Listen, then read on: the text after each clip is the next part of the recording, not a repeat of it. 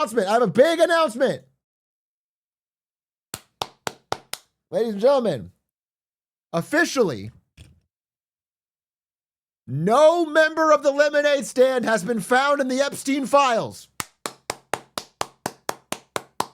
This is big. None of us. I can't say the same about the yard. I'm sorry.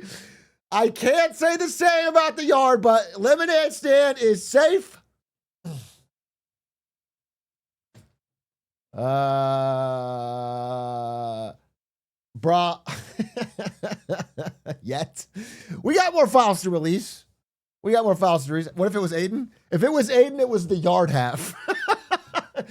If Aiden's in the files, it's the yard half. Okay? it wouldn't fall on us. It wouldn't fall on this side of the fence. Sick sweater. Thank you. What do you think about this sweater, bro? Look at this. This Venice Beach sweater. I'm so LA pilled. I just got back from 4 hours of basketball and I did a quick shower, so I'm doing my best. Hello, good to see you. Goddamn, dude. I am officially back. I got all my shit in order. Well, actually, let me weigh myself. Let me see if I even lost any weight. I got a scale right here. Let's see if I did any fucking.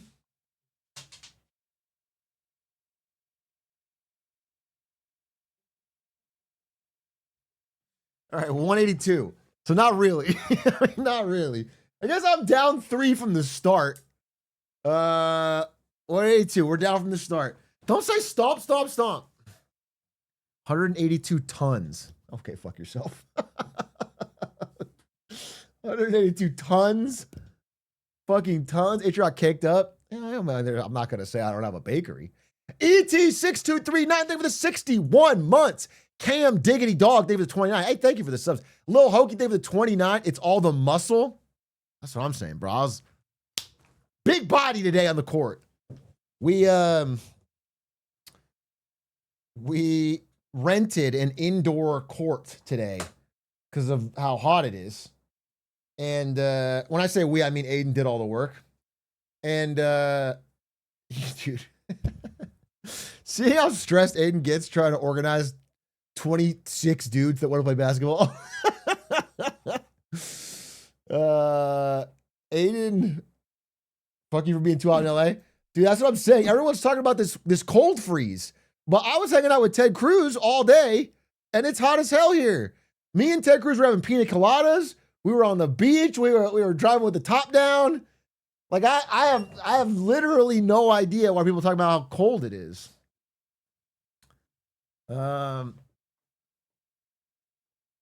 I've never seen this much snow. Yeah, it's wild. I'm freezing in Florida. Wait, it hit Florida too? God damn. Hey, Big, I hope you had I had a fantastic, I mean, you know, the world that I live in is getting measurably worse. The country that I live in is getting measurably worse. So I wouldn't say my mental health is like skyrocketing, but I will say that I had a fantastic break on a personal level. I accomplished, you know, I had a list of things I wanted to do in this January, and I did basically all of them. I'm messing with my hair, but it's like still sweaty. I just think I didn't wash it.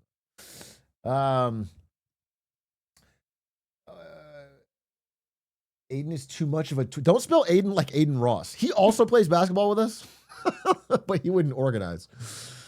Okay. What the fuck on a Sunday? This junior supposed to. Oh my god, dude! I finally go to the dentist after fucking 2 years of not going, and Crane goes, why don't you go twice? You should have gone twice. Shut up, bro. Let me have this. Let me get this one fucking moment. And by the way, no major issues. I do grind my teeth a bit, they said. I need to get a guard.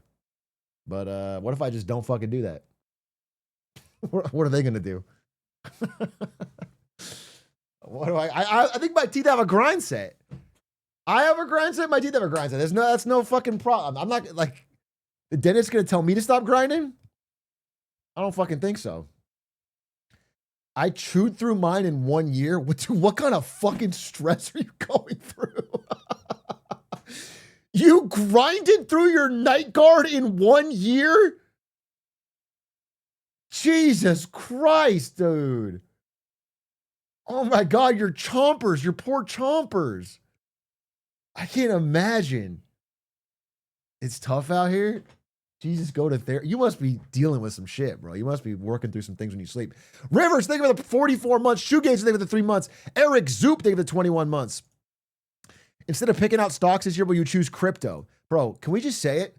Can we just say thank God? I'm not going to celebrate too early. But doesn't it feel like the crypto is, they're scattering. They're scared. All the crypto bros are on defense. They're fucking, it's a free fall, bro. It's like cockroaches when the light comes on. It really feels like crypto fucking winter. Yeah, it's crazy. They're all fucking, dude. Hey, remember that video I made? Max Stupid. Have we reached Max Stupid?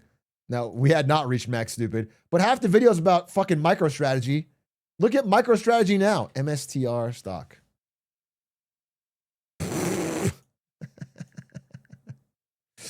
Look at MicroStrategy.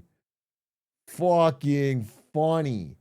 Do you know what I found out? Is like he's now under. He's lost money on Bitcoin.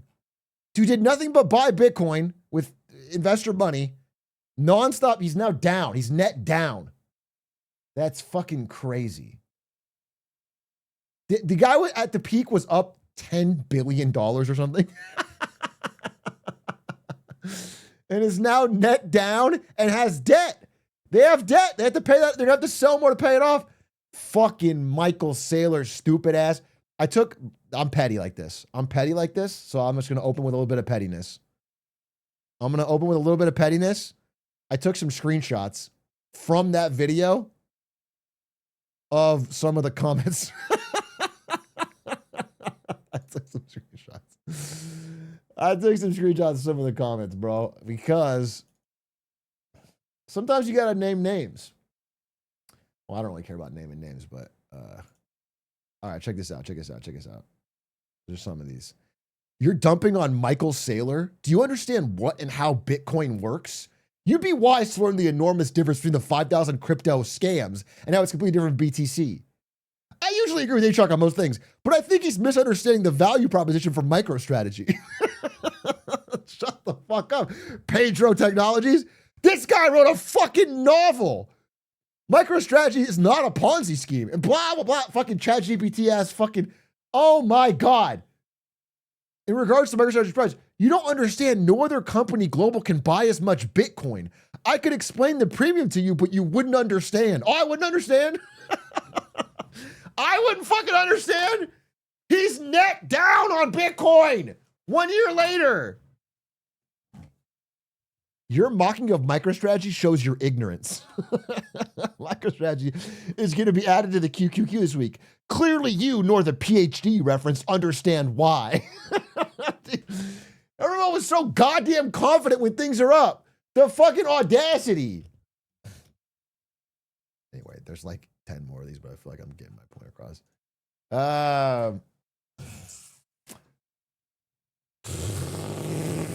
How's Carvana doing? Dude, I'm going to do a presentation this week. Hold me to it. First broken promise of the new year. I'm starting. I got a Carvana press, dude. There was another short seller with even more information on what's going on with Carvana. All right, we got a deal? Shake on it. And what I want to do, I'm not saying it's going to crash. I have no fucking idea what I with Carvana stock. I'm telling you, I'm going to explain why it is a fraud. Clearly, cleanly, and simply. I'm going to explain why Carvana is a fraud. And then you can understand it. And much like MicroStrategy, I can get the comments being like, well, you're so fucking dumb. And I know for a fact it will eventually be right. Ventus, think of the gifties. Skiggy, think of the 5 gifties. Zanze, think of the 6 months. Subbing so you can buy more MicroStrategy stock.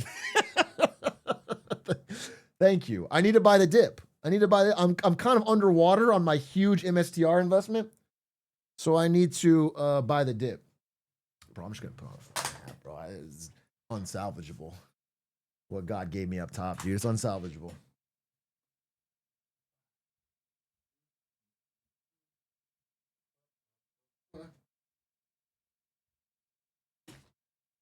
I'll wear my Lakers Enron hat, but out of disrespect for the Lakers. God damn, bro. It's been a tough time to watch the Lakers. It's been tough. And it doesn't help that my fucking wife walks by me every time and goes, losing Lakers. Losing Lakers. And it's no fucking, I got no fucking support, dude. I got no fucking support. Why Ludwig switched teams to the Hornets? Bro, Ludwig is the most bandwagon fan in the world. You think Ludwig would watch the Dodgers if they weren't fucking back to back? You think Ludwig would fucking... Ludwig didn't talk about the Patriots one time since Tom Brady, and now they're in the fucking Super Bowl, and he's all of a sudden... Bro, he's fucking...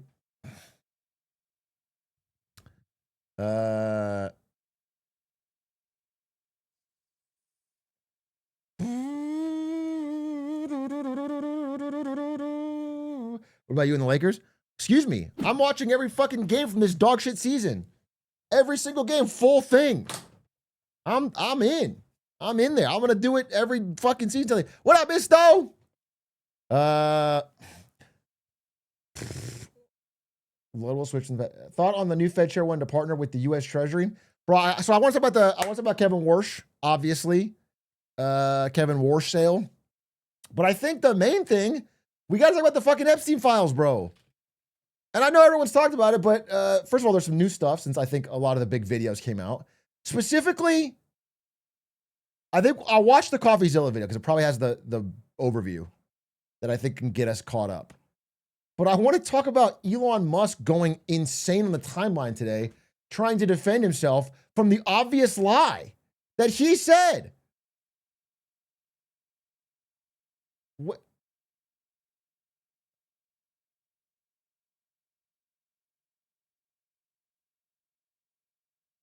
Yeah, girls for the win is...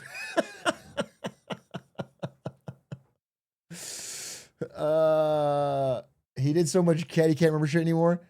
Dude, it's more than that. It's this, okay? This is the one. This is the key. This is the most important part to me. I mean, not the most important part. There's actually so much disgusting shit in this new drop of the Epstein files. Actually, I think the most important part... Wait, does anyone have the video of Kash Patel? This one. This is the one. Okay, let's just start with this. Let's start with this. Because this is from...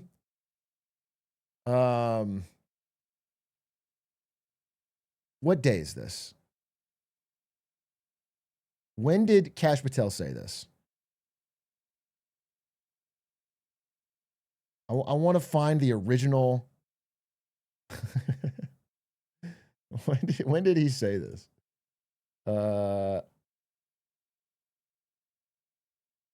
Is this him under oath? Dude, I wish I just need the date.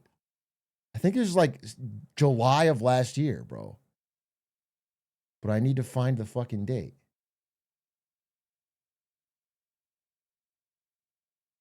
When, dude, all the fucking, when I look for it, oh, September. Okay, here it is. September 2025, Kash Patel says this. This is the head of the FBI under Trump. There's no credible information. None. If there were, I would bring the case yesterday that he trafficked to other individuals. And the information we have, again, is limited. So the answer is no one? For the information that we have. In the files? In the case file. Okay. There's no credible... Okay, it's just Kash Patel saying there was zero credible evidence that Jeffrey Epstein trafficked minors to anyone. Do you guys remember this? The middle of last year where they tried to go with the idea that Jeffrey Epstein acted completely alone, no one else was involved? It was the most insane fucking story. There was a bit where Trump was talking about how he might have been like a double agent to try and take Epstein down. They went with that for a bit. He was like a fucking white hat pedophile. And that was it was so insanely stupid. But this is under oath. Kash Patel saying there's no evidence. And now we are not but a few months later, and we are getting troves and troves and troves of documents that this guy had being released that say the exact opposite. And so many people are proven directly to have lied. Like, the actual files released, because everything's so heavily redacted, doesn't fully prove anything. There's no videos yet. But the timestamps and the dates prove that a lot of people who said they stopped talking to Epstein, oh, I'm disgusted by the guy, I'll never talk to him, did talk to him after he was convicted of being a pedophile. And they did it in very, like, chummy ways. There's, like, email after email after email from many, many, many powerful people. All of them have said, I didn't know the guy, or I knew him in New York circles back in the 90s. And it's like from 2013 being like, what's up, best friend? Can we go to the island? It's crazy. I mean, it's like all of their stories have a hole completely blown wide open in them. And the two most hilarious, although there are many to talk about, are Howard Lutnick and Elon Musk. So Elon Musk, here's this fucking tweet. Shame on Sky News for this utterly misleading headline. Anyone pushing this false narrative deserves complete contempt. Epstein tried to get me to go to his island and I refused. Yet they named me before even Prince Andrew did visit. And then the emails are Elon Musk begging to go to the island. Just begging multiple times. Like multiple times asking to go. And then saying things like, you know, girls for the win. And I mean, we should get the fucking emails.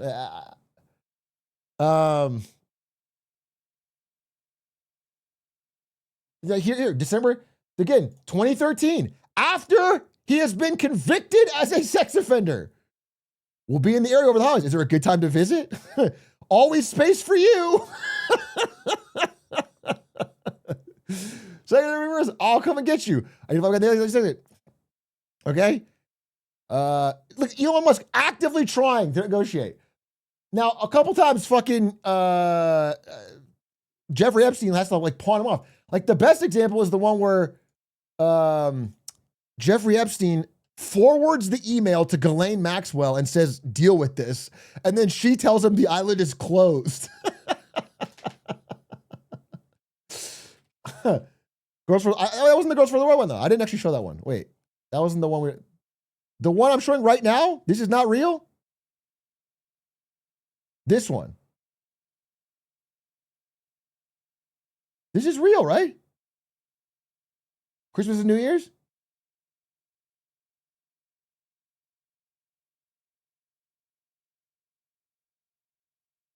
This one is not real, or it is real. The one you're showing is real. Yeah, this is real. That's what I'm saying. This is real. This is real. This is real. Okay, wait. Show the other one. Show the other one. Show the fucking. Where's the? Wait, this one. The one where he asks about what day night will be the wildest party on the island, and also the Christmas Day one, right? Christmas Day.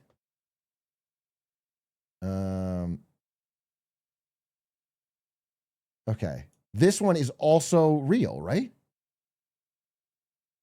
The one about talking about the kids. Okay.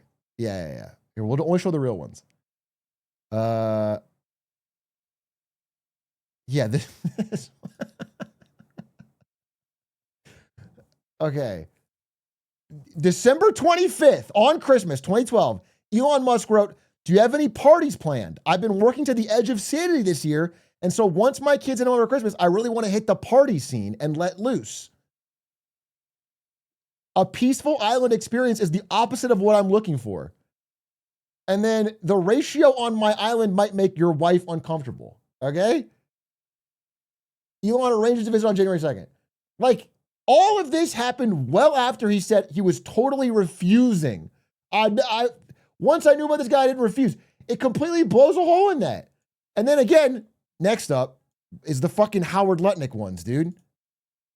Howard Lutnick files. Okay. He opens the doors, and there's a massage table in the middle of the room. Ooh. And candles all around and stuff. So I ask very insightful, cutting questions. I say to him, massage table in the middle of your house? how often you have a massage? And he says, every day. And then he like gets like weirdly close to me. Ooh. And he says, and the right kind of massage. Ooh. Now my wife is standing here. So she looks at me and I look at her and we say, I'm sorry, we have to go. And we left. And in the 6 or 8 steps it takes to get from his house to my house, my wife and I decided that I will never be in the room with that disgusting person ever again. So I was never in the room with him socially, for business, or for even philanthropy. If that guy was there, I wasn't going because he's gross. Oh. And so I look back at it as a gift.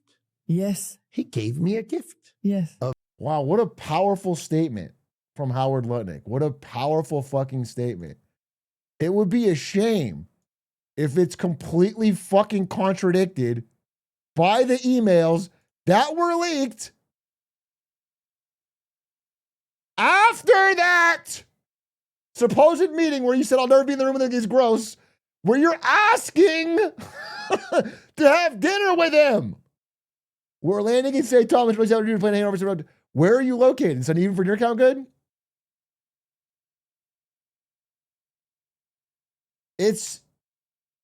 He made that specific room. I could never be in that specific room with him again.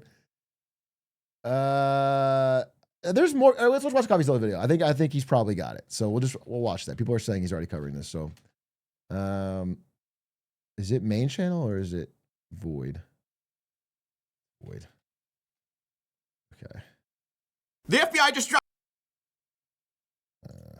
3.5 million files, and it is incredible. Huge bombshells about some of the most powerful people on the planet. I can't believe they let some of this stuff out. I mean, it is stunning. Honestly, one of the biggest lies we've seen is the idea that the FBI could possibly come to us and say, not only is there not a client list, there was no credible evidence that Epstein blackmailed prominent individuals. Guys, we're about to see planned blackmail to one of the most powerful people on the planet, and that is Bill Gates. Listen, there's a lot we're gonna get to, but we have to start with probably the craziest revelation here, which is Jeffrey Epstein emailing himself about Bill Gates. Now, if you don't know, Bill Gates and Epstein had a relationship post 2008. That's a big year. You're gonna hear a lot today. Do you think Bill Gates is the craziest one? I mean, I think Bill Gates having a fucking STD and hanging out with Epstein, that is damning for Bill Gates. But like, the craziest part to me is that 37 different people in this current administration appear in the files, including the guy that just appointed a Fed chair. Because 2008 was the time that Epstein pled guilty for soliciting of somebody under the age of 18. He was a predator at this point. Everybody knew it. Now, eventually, Bill Gates would get divorced when all of this came out. Melinda Gates said it was part of the direct cause for the divorce. She said she met Epstein and said he was evil. He was evil personified. So you have to understand, this is like Bill Gates' kryptonite. He's one of the richest men on the planet. He's got this huge philanthropy arm. But this relationship with Epstein has been a huge problem for him. And Epstein appears to have known that because in 2013, Bill Gates appears to be distancing himself from Jeffrey Epstein. And Epstein seems to have a problem with that. He says, I assume the dedication to our relation went both ways. Larry has now asked me to recommit to a confidentiality agreement. Basically, he's got to shut up about his relationship with Bill Gates. And this is where the blackmail starts. And it comes in the form of like, if I were you, I would do X if I were the type of guy that you should be.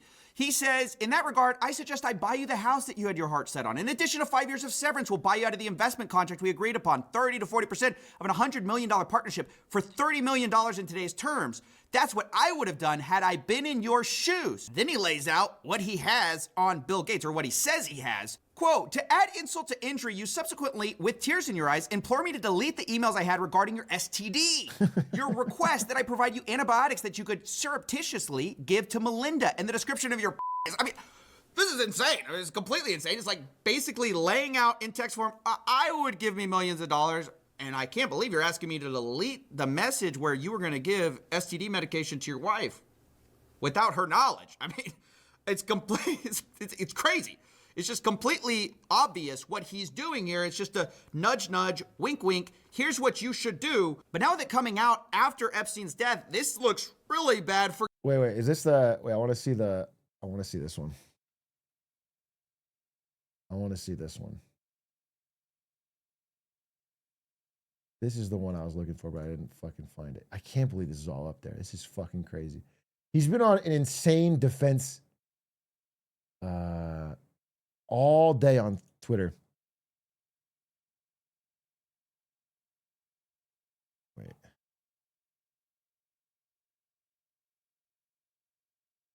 Yeah, Jeffrey Epstein to Elon Musk said, "Congratulations, now it's time for fun." This isn't the one I was thinking actually, but this is it's insane. Like all of this is well after you said he was never, ever, ever. You were disgusted by him and you weren't going to see him. It's crazy.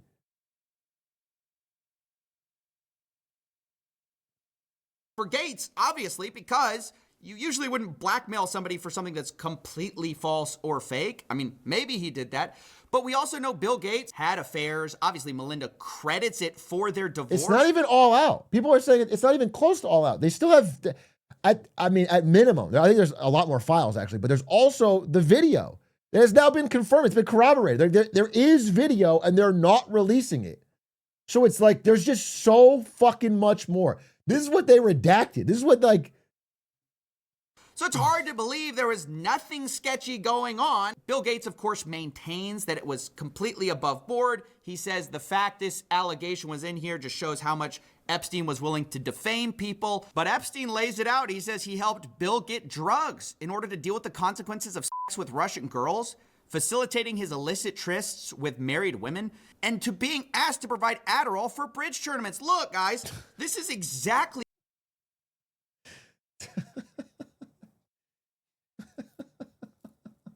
That's, dude, to even include that is like embarrassing. That's insane. I'm going to blackmail you. I have you cheating on your wife with fucking Russian prostitutes. You're a pedophile. Also, you used Addie to cheat at bridge. What? Don't even fucking include that. That's not what we suspected the whole time. Epstein was providing services to rich people and expecting payment via blackmail. Now you might say, and it's true, that we don't know that Epstein ultimately sent that version of an email to Gates. All we know is he sent that to himself. He may have planned the blackmail and just been drafting something. But what we do know are two things. The Wall Street Journal has reported that Gates was threatened by Epstein over an affair. We also know that after this blackmail email Jeffrey sent to himself was written, eventually Gates sent a $2 million donation to MIT directed by Jeffrey Epstein, which is a bit weird if you had distanced yourself from the guy and y'all had this big falling out.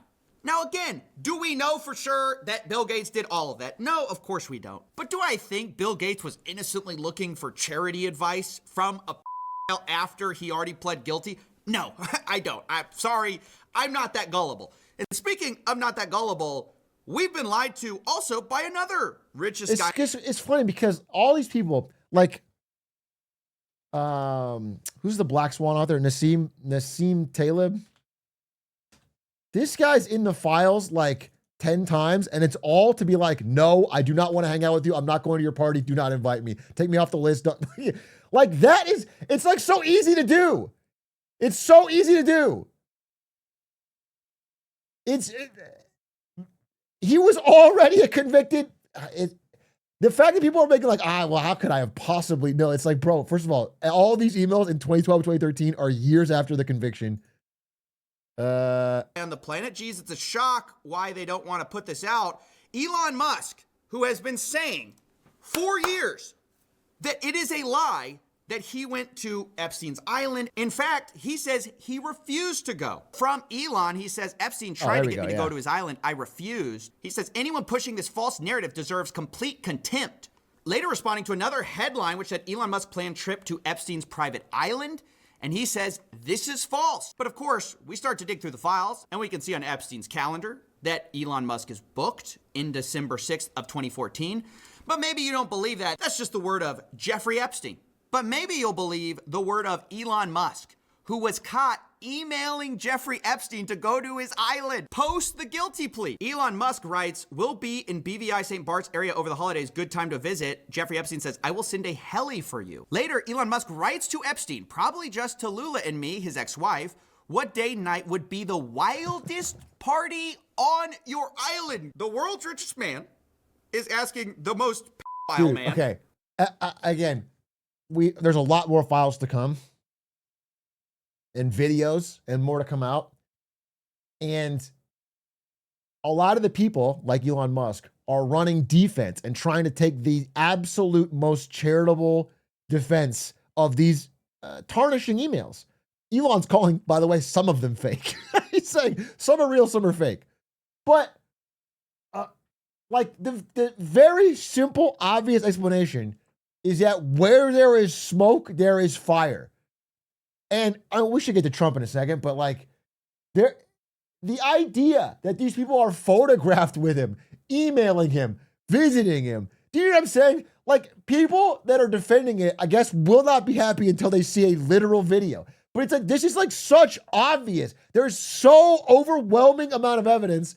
And then also, to be proven that you're lying, how can we take your word again? When Elon Musk goes, "Oh, well, that one was because it's taken out of context," or whatever. It's like, bro, you said it didn't happen. If you years ago had been like, "Okay, yes, I tried to go to his island for a wild party," but do you know what I'm saying? Like, you've lied and you've lied and you've lied and you've lied and you've lied, and now you want to get benefit of the doubt? There's every new piece of information contradicts you. For the wildest party on his island. And then it gets more explicit. In 2012, remember, this is the guy who said, "I refused it. I could never do that," right? It's false. But here in 2012, he says, "Do you have any parties planned? I've been working to the edge of my sanity this year. I really want to hit the party scene in St. Bart's or elsewhere and let loose. The invitation is much appreciated, but a peaceful island experience is the opposite of what I'm looking for." Guys, he can't even play the "I went to go study math" excuse, which is what all these guys do. They say, "Hey, I just went to go talk to scientists." Elon's like, "Hey, I don't want to do that. I'm looking for a party." It's so funny. I mean, he's got multiple emails on Christmas with his kids being like, "Listen, I want the wild, I want the fucking Diddy experience. I want the wildest fucking Epstein Island experience. By the way, you are a convicted pedophile that I'm emailing." That's what I'm here to do. And then Jeffrey Epstein writes, "Understood, I will see you on St. Barth. The ratio on my island might make your ex-wife uncomfortable. I can't believe these guys are lying to us and people are swallowing it still, thinking that Elon Musk had nothing to do with this guy." So again, that's 2012. That's 2014. But guess what? There's another time in 2013. I mean, this seems like a yearly thing with the boys. Here, once again, Elon Musk writes, back-to-back "We'll be in years. the BVI St. Bart's area over the holidays." Again, is there a good time to visit? Jeffrey Epstein, any day, 1st to the 8th. Play it by ear if you want. Always space for you. They then plan some more, and you might think, well, if Elon ever told the truth, this is when he has to reject, right? Because he said, "I refused." But actually, it appears to be one of those cases where, like, your friend says, like, "Oh, bro, I dumped her." And actually, it was the other way. Yeah, it turns out Elon didn't dump the p***. The p*** dumped Elon. He says, "Bad news. Unfortunately, my schedule will keep me in New York. Hopefully, we can schedule another time in the future." Jeffrey Epstein let Elon down. That's actually the real story. Is the reason he didn't go in 2013 was because he couldn't go. Jeffrey Epstein was not there. Guys, I mean... it is funny to dog on Elon.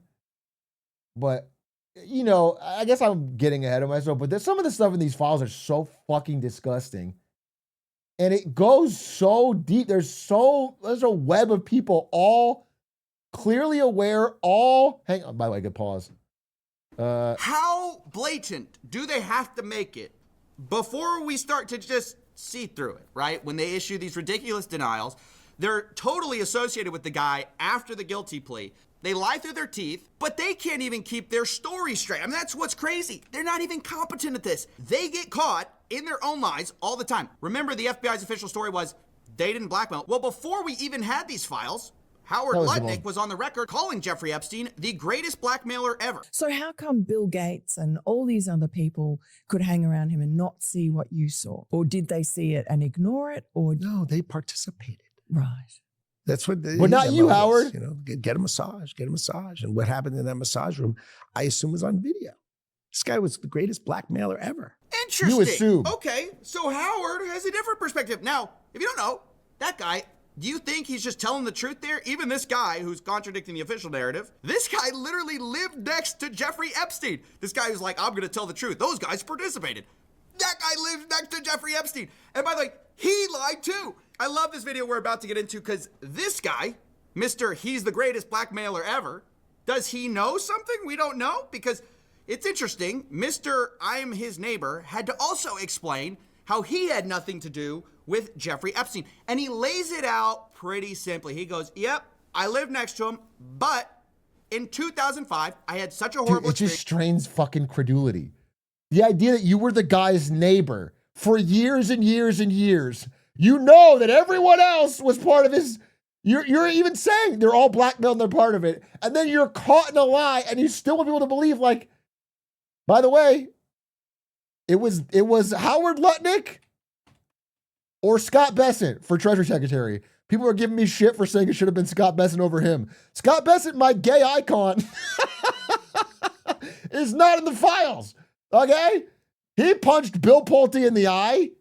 I'm not saying he's not stupid. I'm not saying he's not fucking bending over for Trump. But I'd rather have him than this fucking pedophile. His MO. And this guy was, he lied to ever. Does he know something we don't know? Because it's interesting. Mr. I'm his neighbor had to also explain how he had nothing to do with, but in 2005, I had such a horrible experience that I knew I could never talk to him again. He was your neighbor for 10 years. How well did you know him? I can't. The fucking audacity to know that there's emails that prove this wrong and to just go, I'm going to run it. I'm going to run this obvious, disprovable lie. Dude, you could have, I mean, he could have said like, yeah, I mean, the families, we would sometimes when we were in St. Bart's, we would go to dinner. I didn't know anything about, like, you could do that. I mean, smoke, where there's smoke, there's fire. You're hanging out with them all the time. You should fucking know. You're probably guilty. But it makes you seem 100 times guiltier when you make up a story about how, oh yeah, he was disgusting and I said I'll never be in a room with him. That makes you seem like you're really fucking guilty. We move in 2005. Okay. Jeffrey Epstein is arrested in like 08, I think, or something like that. Right. So knock on the door. His assistant on like a Saturday says, Mr. Epstein, your neighbor would like to invite you over for coffee. And there's a massage table in the middle Ooh. of the room. Massage table in the middle of your house? How often do you have a massage? And he says, every day. Let me watch this. And then he like gets like weird looks at me. And I look at her and we say, I'm sorry, we have to go. And we left.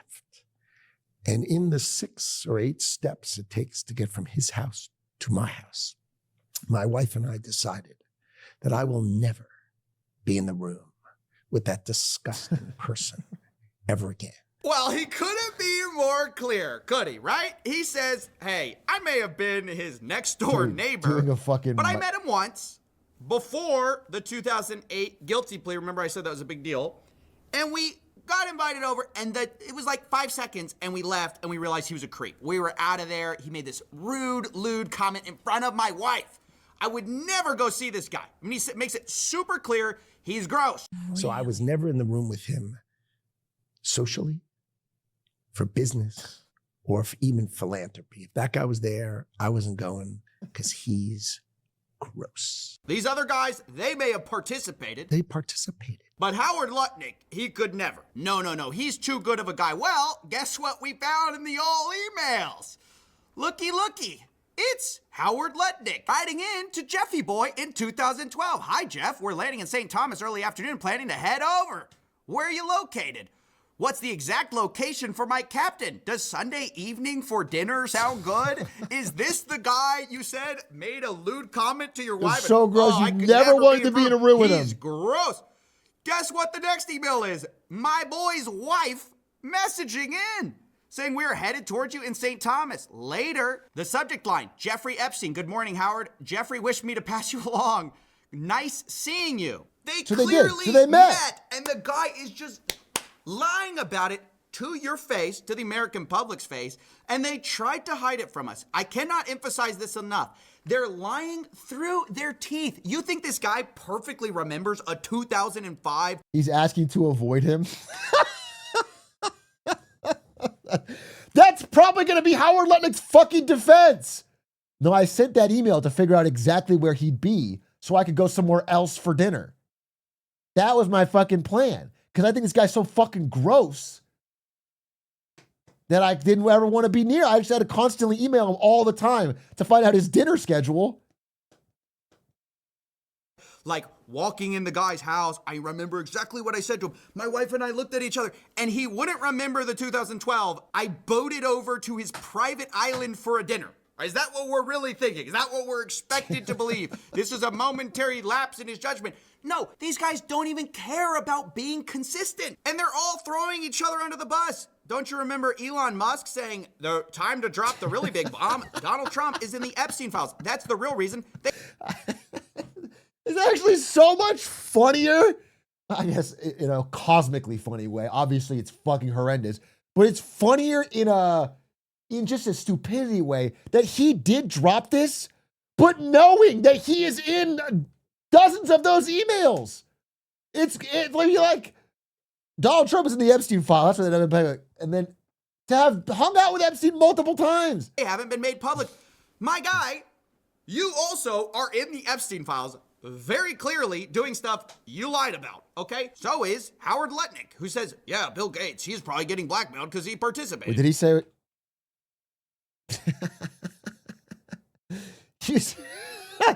He's probably banking on this part, that they were not going to be made public. He was probably throwing Trump under the bus because he thought, well, if Trump, I know Trump's in there, so it's not going to be made public. Trump is in the Epstein files. In the Epstein files, very clearly doing stuff you lied about, okay? So is Howard Lutnick, who says, yeah, Bill Gates, he's probably getting blackmailed because he participated. What did you do on the island over in 2012, Howard? Do we know that? I mean, does anyone care? Now, the last thing I want to talk about is some of the most explosive stuff. It's also, again, I have to say, unverified, okay? This is the NTOC, the FBI's National Threat Operations Center. And the challenge with confirming some of this is that these are anonymous tips, or they black them out at least, so we don't know who they are, and anyone can drop a tip. Now, that doesn't mean that you should disregard them. It just means we can't verify them. The other challenge is that the FBI has a heavy incentive to discredit anything with Donald Trump in it, just because he's in the White House right now, obviously. And so I want to be clear, there are notes related to some of these submissions where they say things like complainant was spoken to and deemed not credible. Additional research showed 3 separate redacted. You know, it's hard to tell how much this is the proper due diligence of the FBI, which they should be doing, of course, and not all. Yeah, I think this is the smoke and fire thing, though. I mean, listen, if you read these, and I actually don't necessarily recommend it, depends on how much you really fucking want to know. Those are, I mean, they're truly disgusting. They describe really, really heinous acts. And it's, you know, it's like a dozen, more than that, different people all sending tips to the FBI, all describing in detail shit that Donald Trump did. Do you know what I'm saying? It's like, and you're photographed with him all the time, and you're in the emails, and you know, all that adds up. It's smoke and fire. It's the idea that it's all fake. It's all some fucking Obama written hoax is crazy. Complaints are credible, but also there's this obvious conflict of interest with the fact that the sitting president is in some of these complaints. But here they are for what it's worth. Complaint summary. Blank reported an unidentified female friend who was forced to perform on President Trump approximately 35 years ago in New Jersey. The friend told Alexis that she was approximately 13 to 14 years old when this occurred, and the friend allegedly bit President Trump while performing friend was allegedly hit in the face after she laughed about biting President Trump. The friend also said she was abused by Epstein. Later, there's very explosive claims about big parties with her, other younger girls, and older Victoria's Secret models, including Bill Clinton and Donald Trump. There's claims third hand about a female victim of Epstein's who wants to publish a book citing Leslie Wexner, Epstein, Bill Clinton, Donald Trump, Ghislaine He Maxwell. skipped over Robert Leach strangling a young girl to death at a party. It is the idea that fucking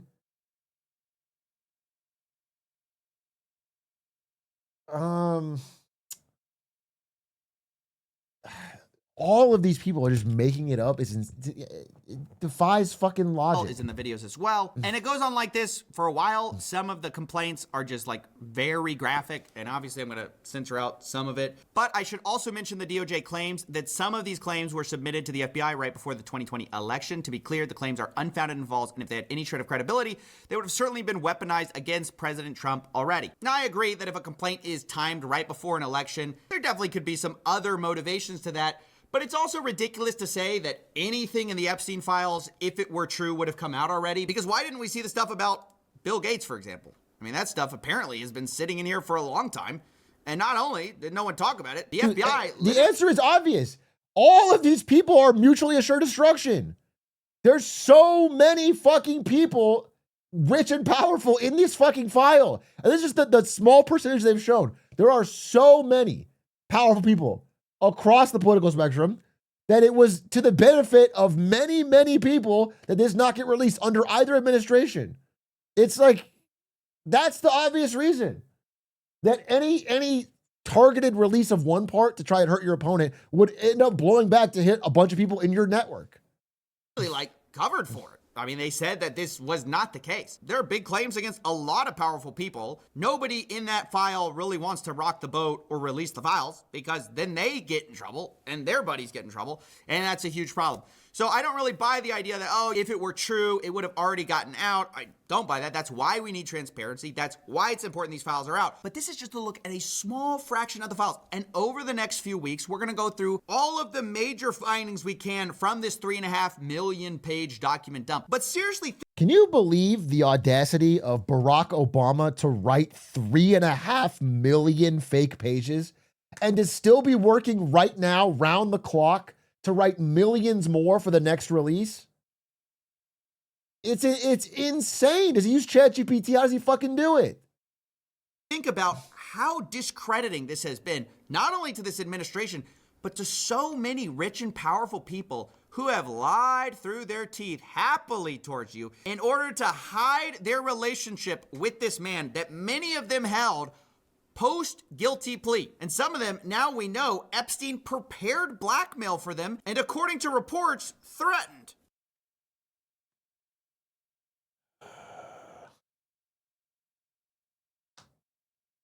Well, that was a disgusting thing to read. And I can click this and it's even more disgusting. So, two fucking bad choices. Yeah, there's so much worse than, I mean, of course, there's just plenty of terrible things. Can't believe Obama created culture. Did you see this? Which one's this?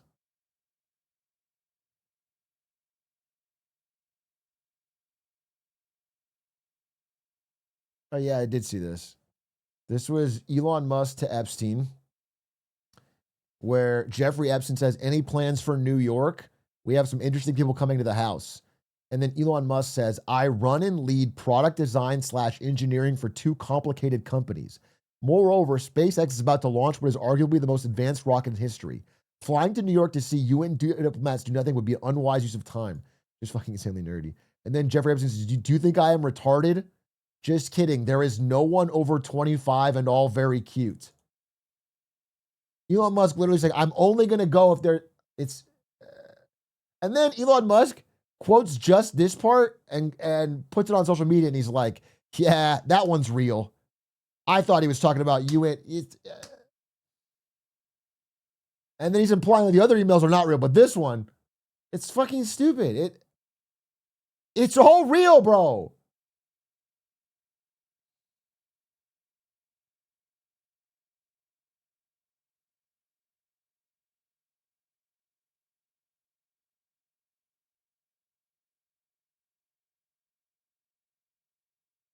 Epstein has a typing quirk. He does put a fucking equal sign instead of like a P.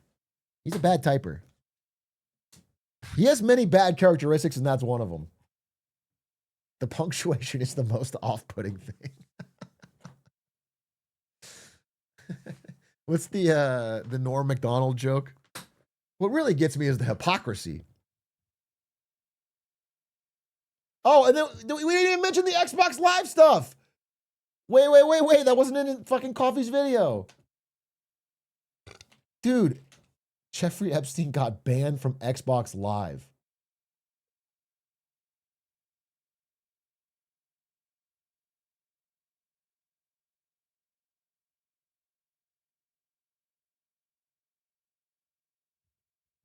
You got his Xbox Live account was permanently suspended due to harassment, threats, and abuse of other players. The conduct is severe, repeated, and excessive. I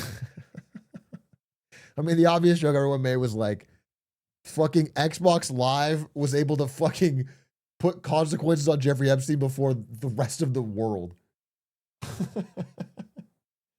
Finally, some justice.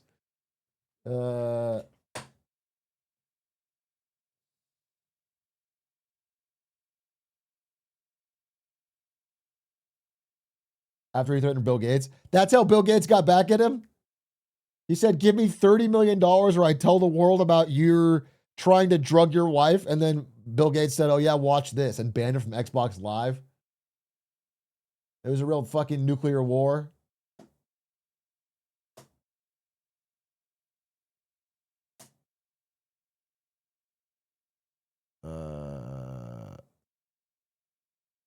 Xbox were the ones who got to him in prison.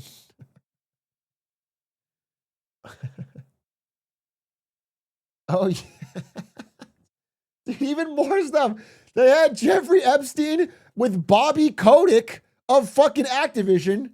That doesn't surprise me at all. Least surprising person to be found in the Epstein files is fucking Bobby Kotick. And they're talking about how fucking we should add microtransactions to games. I'm all for indoctrinating kids into an economy. You can earn cell phone minutes, iPhone credits, virtual items in games. Jeffrey Epstein goes into, he got his fucking, he's the embodiment of evil on earth, dude. It all goes back to him. There was other shit saying he met with the 4chan guy, the guy behind 4chan, Moot, right before they launched Poll.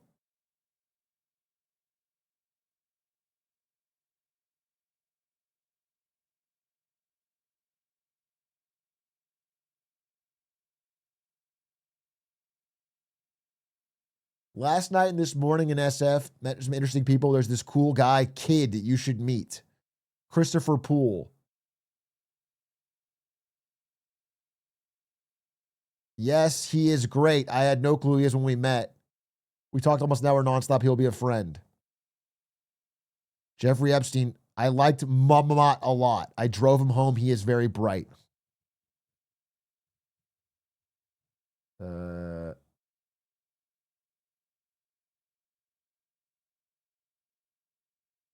So yeah, wait, this is again 3 days before? 3 days before this launched?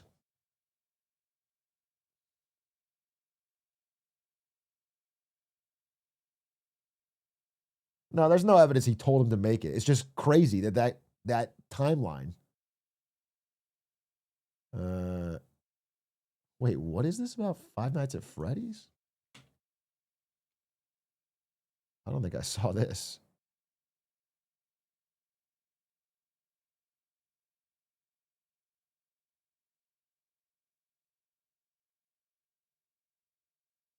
I'm definitely not going to show this. Apparently, Jeffrey Epstein may have been into Five Nights at Freddy's porn and was a 4chan poster. Gee, what? Also, why is he sending 4chan links to other people via email? This is like not an email to himself.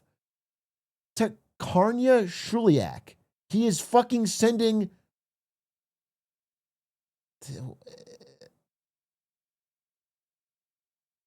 This is insane. This is insane.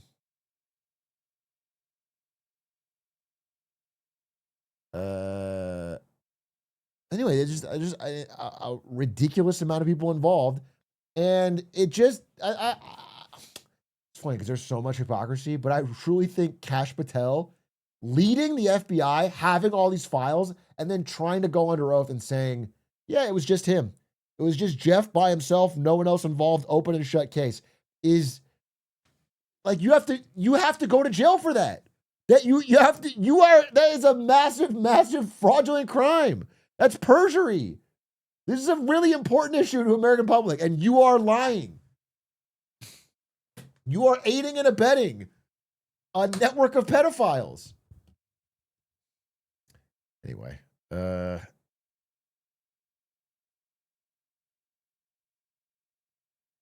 you know, it's interesting. So one question I did want to have though is like, so I saw some people saying that this delayed staggered release strategy is like very strategic and it's all part of their plan to like get people to not care or whatever. And like most things like this, I always take the under and like, I think they're just fucking scared, desperate, and stupid. I literally think they're fucking panicking. They're trying every week to put out a new news story to put this out. I don't think there is. I think it's like a fucking, I do not think this is like a master plan to, like, I think this delayed release actually just keeps it constantly coming back in the news and makes people angrier every time. I think there's like a massive amount of panic. How many people have resigned for this? I don't think any in this American administration. There are a couple people overseas resigned. They released it all at once, it would have been news overload. Well, I mean, it depends. Because there's video. My estimation is that if they release any video, I don't even know how you can do that actually. If any video got out, it's undeniable. But I do think like this strategy of trying to release the documents piecemeal that make you look as good as possible. It's crazy that like these Trump selections were designed to make him look, it's like his best defense. It's like, that's of all the millions of documents, these were the ones redacted in a certain way to try and make him look like it was just crazy. And like what it does paint is a horrendous picture. That's the best side you can get of it. And then he's out there being like, yeah, it exonerates me. Bro, it doesn't fucking exonerate you.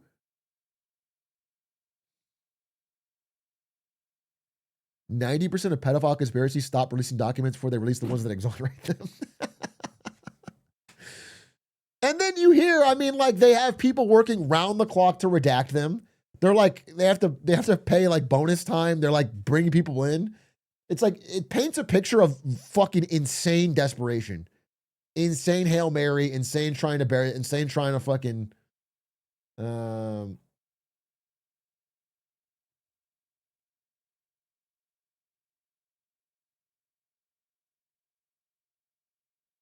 why do you come to stream so often and post on YouTube so few? Bro. This guy's so wrong. No, not to get off topic, but bro, you have completely misjudged. Thank you for the compliment. You completely misjudged. So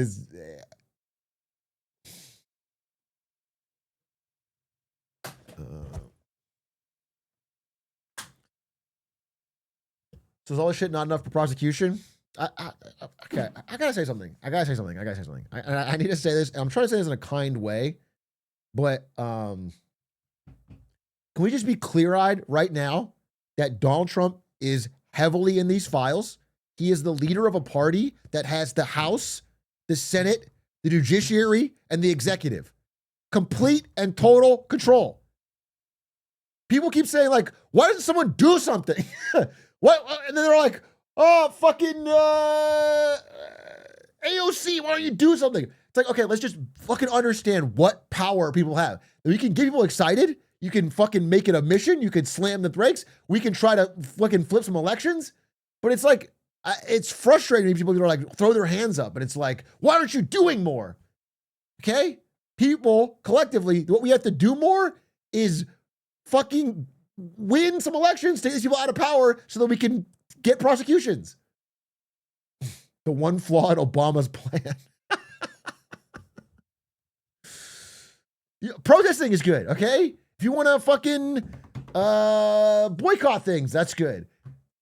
Most importantly, I know that fucking sounds like a broken record. Again, there was a massive, not a massive, sorry, not a massive, but there was this massive swing in a small election today. Does anyone have that election?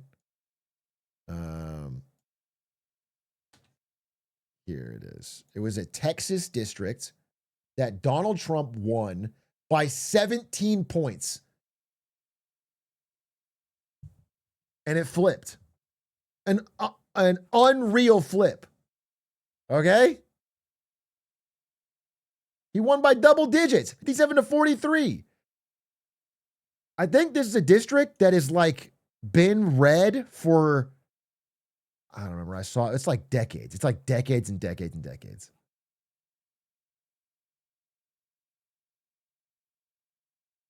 In a Trump plus 17 district. Let me say something else. Okay. I want to fucking white people a little bit on. Again, I'm not saying there's not active attempts right now to subvert upcoming elections. And I'm not saying that I am not personally afraid. I am personally afraid that there's going to be even further attempts to try and subvert our elections. I do believe that. However, I also want to be so clear, just in American history, like, let me pull this up. Okay. Let me just give you an example of an election, like a nationwide election.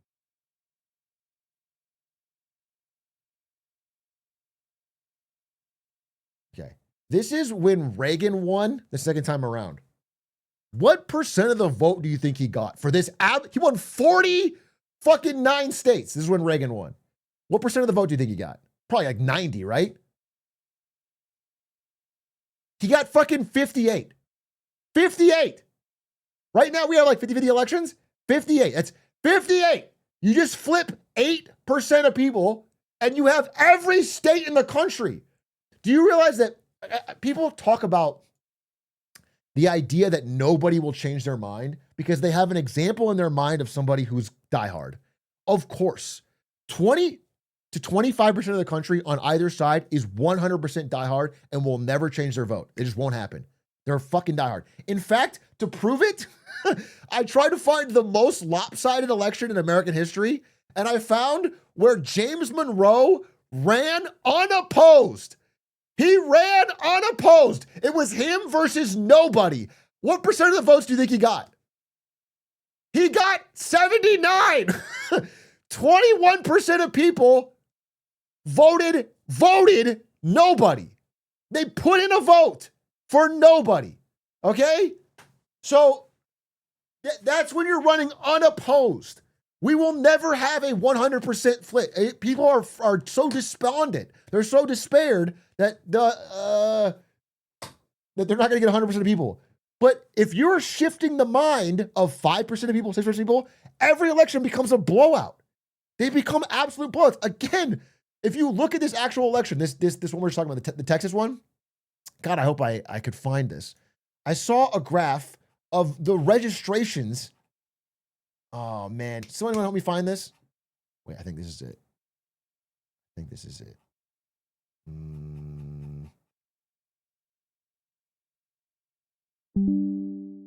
Tarrant County.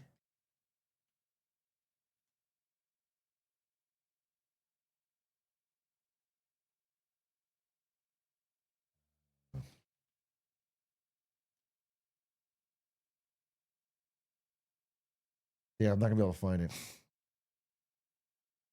If someone can find it, it's literally a graph of the voters in this Texas election and what they're registered as. To win this election, they had to get every Democrat, every independent, and some chunk of Republicans, and they did it. Someone has it. Here it is. Thank you. No, this is not it. It's a pie chart.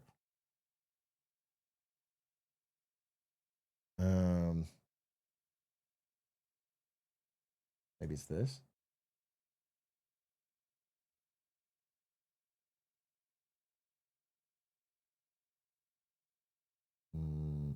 This one? Yeah, this one. Fucking right here. Yeah. Okay. Oh, I need that actual. It's this guy. What's his name? Ross Hunt.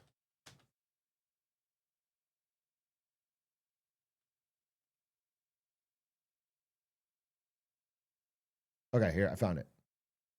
So look. This is how people are registered in that county that flipped. 51% Republican, 14% Independent, 35% Democrat. And this is how the election went.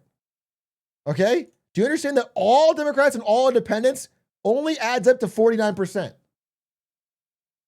So people's minds can change. And if you're getting even a small percent of Republicans and most independents, it's a blowout in almost all elections in America. If the independents, if you've lost them, and I do feel like fucking Renee Good into Alex Preddy into Epstein files is a pretty fucking bad look for independents. There's not many of them in America, and you're not thinking about them because online all you see is the most diehard people. But they are mad. They are flipping. Additionally, on top of it all, fucking working class white people, he lost like fucking 25% of them just now entirely on the economy.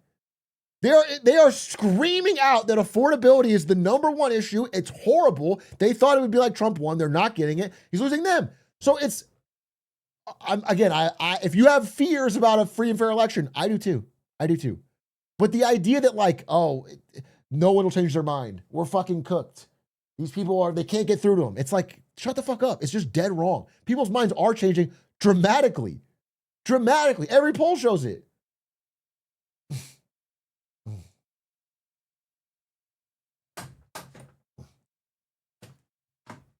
And I can just paint you a picture from that, right? So let's say Democrats win the House. Now Donald Trump is, winning the Senate would be incredible. But the way the Senate's fucking structured is insane. The way the Senate's structured is just stupid. The idea that every state, regardless of population, has the exact same number of representatives is stupid. The idea that fucking California has 60 million people and gets 2 fucking senators and fucking Iowa or Montana it doesn't make any sense.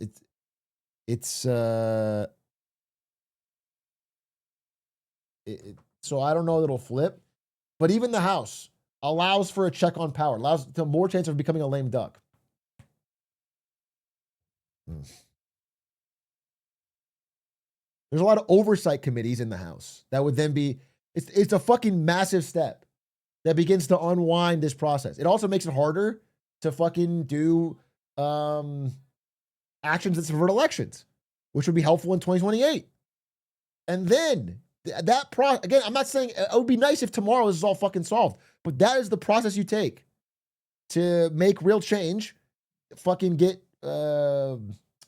actual justice for what's going on in the Epstein files, forget actual justice for what's going on with Alex Preddy. Like this is to get fucking Kristi Noem fired, to get fucking Gavin Bavino fired, to get fucking Stephen Miller on trial, bro. It's like that. The problem is also voter turnout. Bro, the problem for voter turnout is on Trump's side right now. They're fucking demoralized.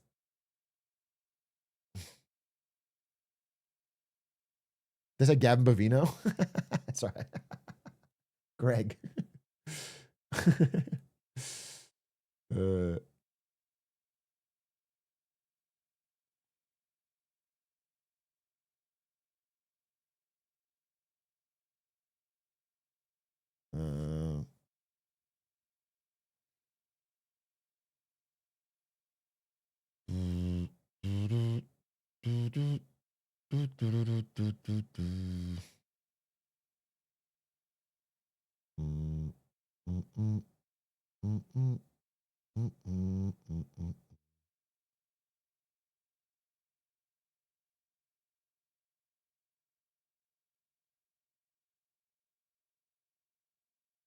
Did you see Epstein commented on a MatPat video? I did not see that.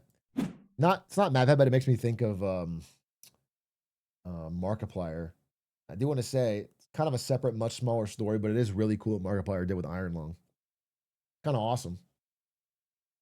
It's I think that's fucking cool. Did you see it? I haven't seen the movie yet. I just saw the business story of it and how much effort he had to go through to get theaters to even pick it up and how he self-funded it. It'd be really cool.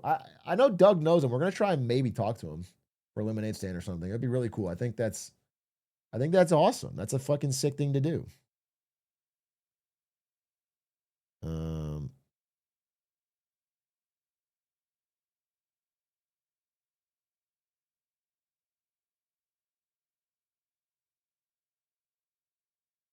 I haven't seen the movie yet. I haven't seen the movie since Chalamet. The Chalamet movie.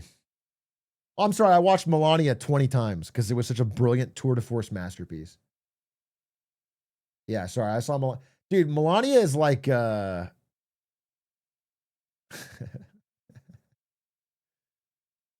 I'll say it.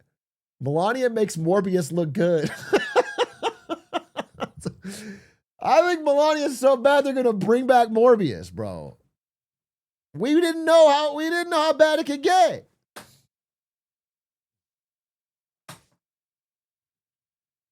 We should try to get Melania to re-release like Morbius.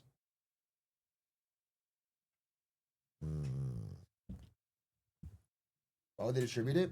It was a bribe. It's very obvious. Amazon Studios knows this movie is not going to make any money. They don't care. They pay $50 million to fucking Melania. It's a bribe. It's a fucking bribe. And they pay for the marketing, and they pay for the red carpet, and they pay for the saw Melania, but not Iron Lung. You think I actually saw Melania? You fucking genius chatter. You're so smart. I like all my chatters and all my Redditors. They're so smart. You get it. You just get it. Other people don't get it, but you get it.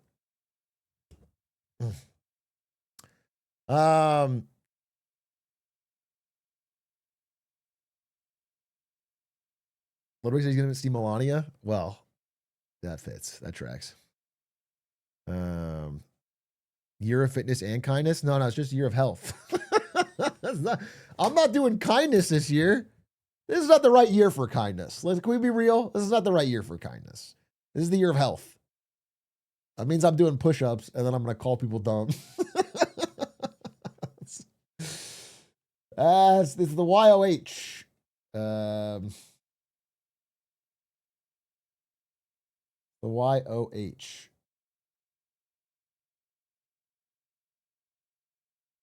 We get President Fitzgerald. Yeah, I'm gonna do it tomorrow. So I it's supposed to be kind of a short stream tonight. I do want to finish. Tomorrow I'm doing a separate presentation about the Fed chair, Kevin Warsh, what I think, what's going on in the markets, what it means. And then I'm doing a presentation on Was Up Beijing, a new entirely separate Was Up Beijing presentation from Stefik about a trend in China. And we'll have 2 back-to-backs tomorrow. Kick off the fucking so it'll be sick. It should be fucking dope. How was your sleep last night? You want to know? Fucking good question. Ask me. How was my sleep last night? No, please ask me. You think I'm not ready to answer that? Here's the real fucking question. By the way, let me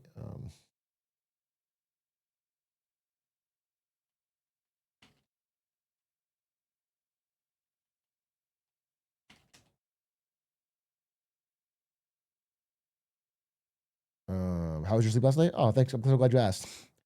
My sleep score last night was 83. 83. That's pretty good. 83. Barely passing? No. That's very good for me. Above 80 is green. That's all I care about. I just like that it's green. But where's my fucking sleep debt? That's what you guys need to see. That's what you guys need to fucking know about. Because I got a serious thing to say. And this is going to be This is gonna be fucking a problem. Like we're gonna have to confront each other about this. How do I see it? Dude, I feel so stupid using this app. It's too many fucking menus. How do I know where to? God damn it, dude. How do you use this thing? Why can't they make it easy for a young man like me in his prime who intuitively fucking goddamn. Dude, I got a lot of zone 5 cardio playing basketball today. I do play basketball with the ring on, so when I fucking block Stan's shot, bam, hit him right in the head. Leave a fucking mark. Bam! Stan's got, by the way, Stan's Frogs, if you're watching Stan's tomorrow, ask him about his game winner. Because I know if I hit a game winner like Stan's, I would want to hear people ask about it. He hit a game winner today. We played indoor. They had a timer. It was like, bah! He hit a game winner. It's actually fucking crazy. He got to live the dream. The dude is a dad and hit a game winner on people, bunch of basketball players younger than him. No, I'm actually not trolling. Stan's was electric today. And more specifically, the game was tied with 1 second left, and Stan's at a game winner.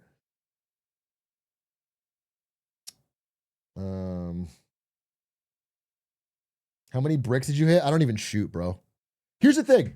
Not that if you guys don't play basketball, can I show you the? I got real serious stuff to talk about in a second, but I just want to show you this. Okay.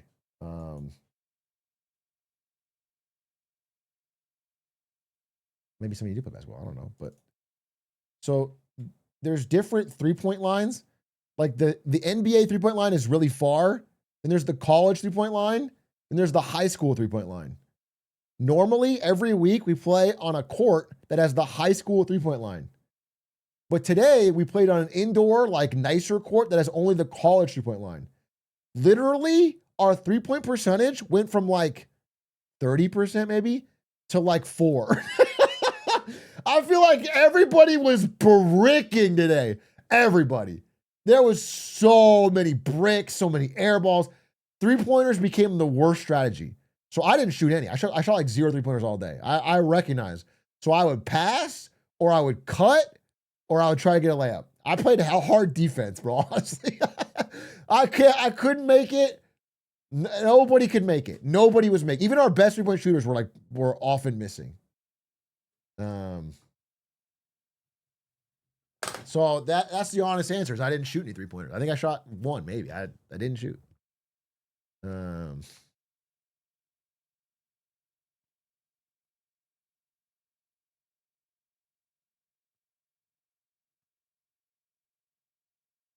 Shooter's gonna shoot. Fucking facts. Actually, facts. You can have off and on days on offense, but defense is always needed. Amen, brother. I'm a hustle defender. You don't believe me. You guys think, oh, he's fucking chopped. He's unk. Old man can't keep up. I'm a hustle defender. Okay? Low stance, arms wide. Left, right, left, right, left, right.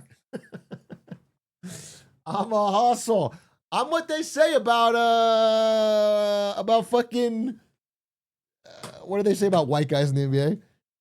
He's got a lot of heart, got a lot of grit, a lot of hustle. He's a lunch pail guy. He plays fundamental. He's scrappy. He's sneaky athletic. That's what they say. That's what they say about me, bro.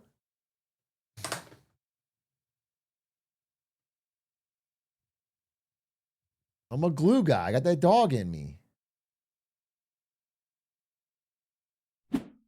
Another guy who thinks the chat highlights are edited in gets to get whooshed. Feel the love! BR from the OB. You got whooshed. Oh. How about that?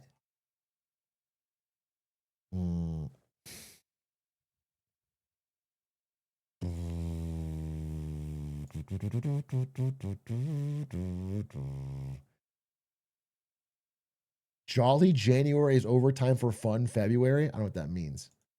What was the best thing you did over your break? Dude, okay. Isto, not the best thing I did over my break, but this reminds me. Chat. The speedrun.com record for Get to Work. I said if it ever gets under 7 minutes, I will pay that person, what did I say? $700? Something fucking stupid. They've gotten it down to 717. I did not say $1 million. Okay? So if they do get it to 7 minutes, I will pay that thing, we will watch it, and then I will reveal the final total of how much I made, because Issa just sent me my final check. The final total of what the gain was on the game. Because I now have an Excel spreadsheet of the exact dollar amount and the percent return. And I think it would be very, very exciting to talk about. The profit of what I profited.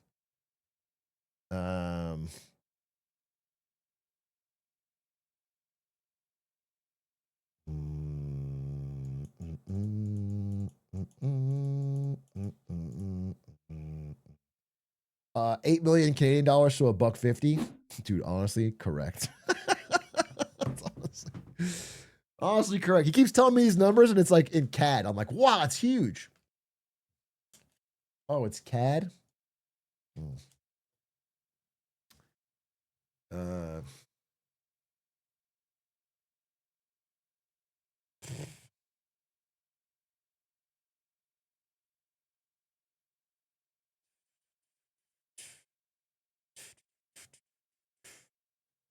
How is US dollar versus Canadian dollar? Let's check right now. Let's check. About flat, honestly. I guess down on the year. USD to CAD. Yeah, nothing. Nothing to sneeze at. Nothing, no big change. I mean, it's not like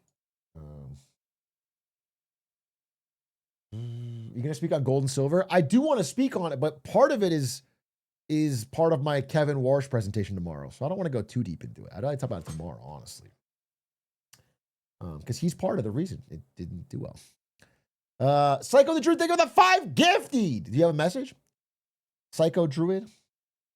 Work's heavy, busy, but I appreciate you, King. Thanks, bro. I appreciate that. Thank you very. I haven't been busy, but I've been out, and now I'm back. New Casually Explained. Let's fucking watch that. Yes, dude.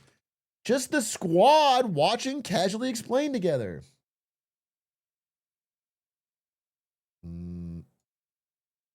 Stream more in February. I'm going to. I plan to. I'm streaming. I got a couple things. Wait, I got a couple things in February that I want to say. I am at some point in February going to fly to Florida and go to a finance conference to try and track down a couple people that I want to interview. Yes. And I'm spending a few $1,000s to go. It is a tax write-off. I am legitimately doing this. And I'm going to go there and I'm going to try my best. I may be a fool. My understanding is that this conference I'm going to, I will probably be, I know you guys are going to think this is impossible, but I think I'm going to be the youngest person there. And I think I'm going to be the only person not from Wall Street. I legitimately think I'm going to be not fitting in any way. And I'm going to try anyway to go and explain what I do, explain the views I can get for these interviews. I'm going to use the Melody Wright example. I'm going to use the Lena Khan example. I'm going to use the Gavin Newsom example. And I'm going to try and get some of these people because I think they have important things to say. I also got an email from Bill Moreland, who is interested in doing another interview with me, even though we didn't publish the first one. And I really appreciate that he's doing that. And I'm going to try this time to get him on the record so I don't have to edit a fucking 3-hour VOD, and we never got it out. And so we got some shit coming up, dude. I'm going to be working outside of that trip. That trip's going to be in mid-February for a few days. Dude, I asked Ari if she wanted to go with me just to Florida, and she's like, fuck no. She's like, I don't want to go to Florida. I'm like, damn, so I got to go myself. I got to go fucking by myself.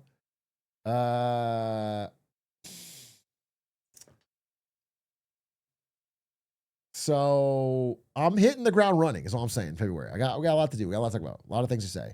This week, I got the presentation tomorrow, the was at Beijing and the other one. And then later this week, I'm doing the Carvana Prez. I already started working on it, and it's not even it's not even the top 10 biggest story right now. I just fucking hate Carvana, and I wanted to make it clear. I want to do the best I can to explain why it's a fraud. I'm passionate about it. I literally just want people to know on the best. I think one of the things I like that videos I like making is where I take something that seems complicated and I make it understandable. And I want to make it so understandable. I'm a passionate hater. All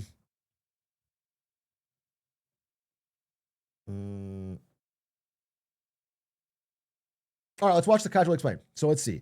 Casually Explained the global military superpowers. This video is sponsored by Saley. Wait, can you make it understandable why the Lakers lost in the Knicks? The Lakers, love them to death, have the worst fucking bench in the entire NBA. Their fucking bench is so trash. And Luka Doncic, who is the best fucking player out there on either team every fucking night, is putting his heart and soul into scoring. People call him a bad defender. No, he's not he's an average defender. He's an incredible offensive player. It's not Luka fat. It's that we have an awful, awful, awful, awful bench.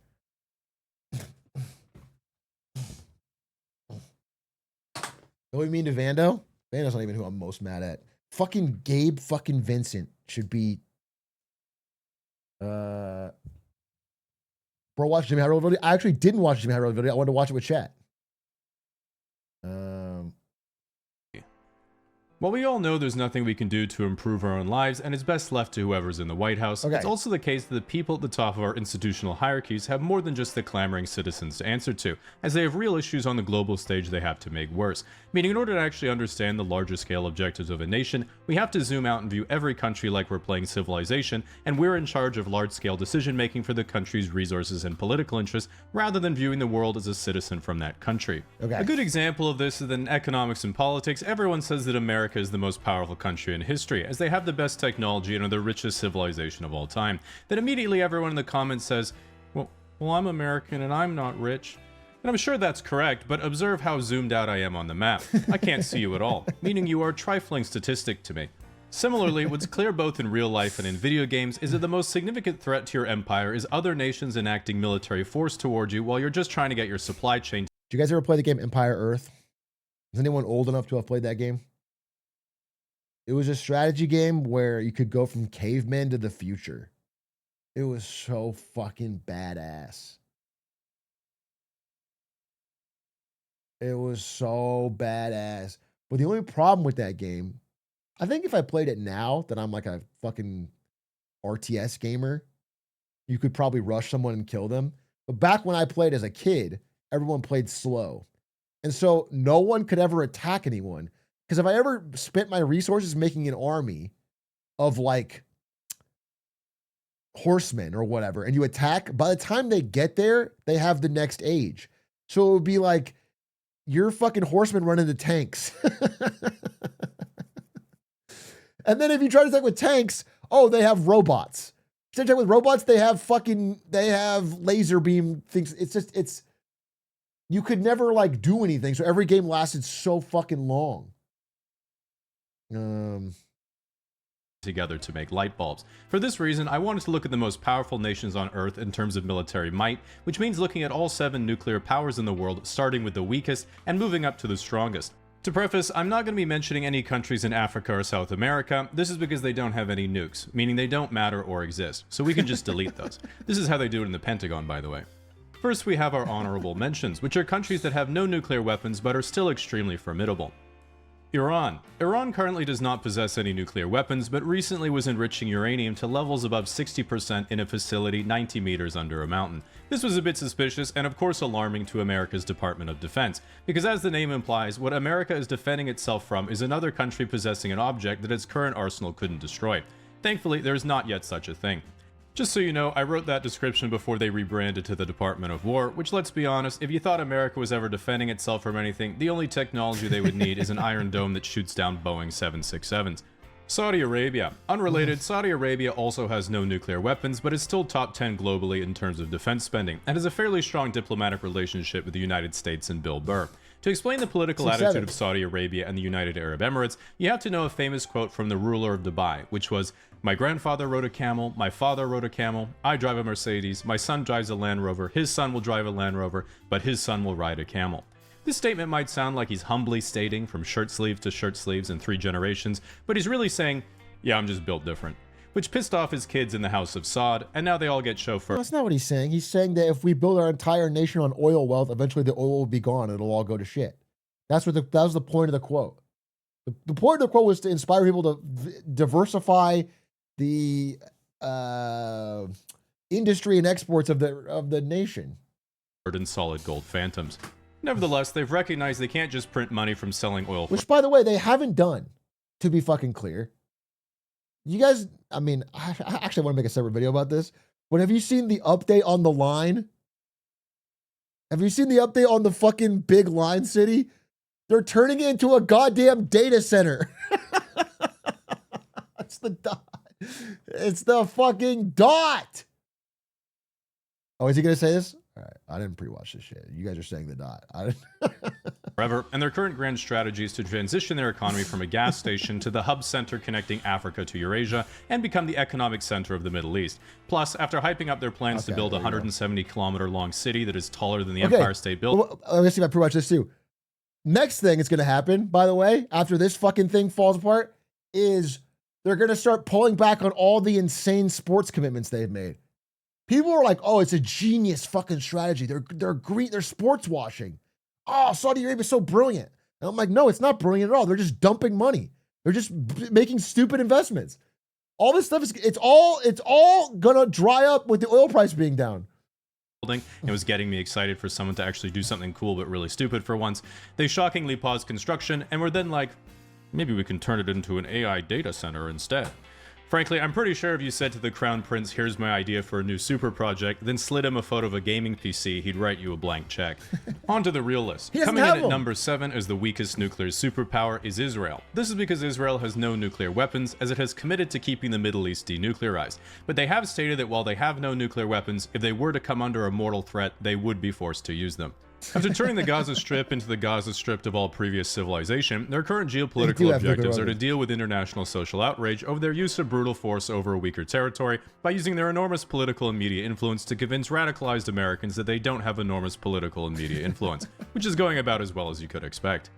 Number 6, North Korea. North Korea is estimated to have about 50 nuclear warheads, although they're far more powerful and effective than any other nation's nuclear warheads because Kim Jong-un personally guides each of their targets, always knows where they'll land, and never makes a strategic mistake. He doesn't miss. Their current geopolitical objectives at home are to continue launching ballistic missile tests over South Korea in order to further refine their capacity for strategic inaccuracy.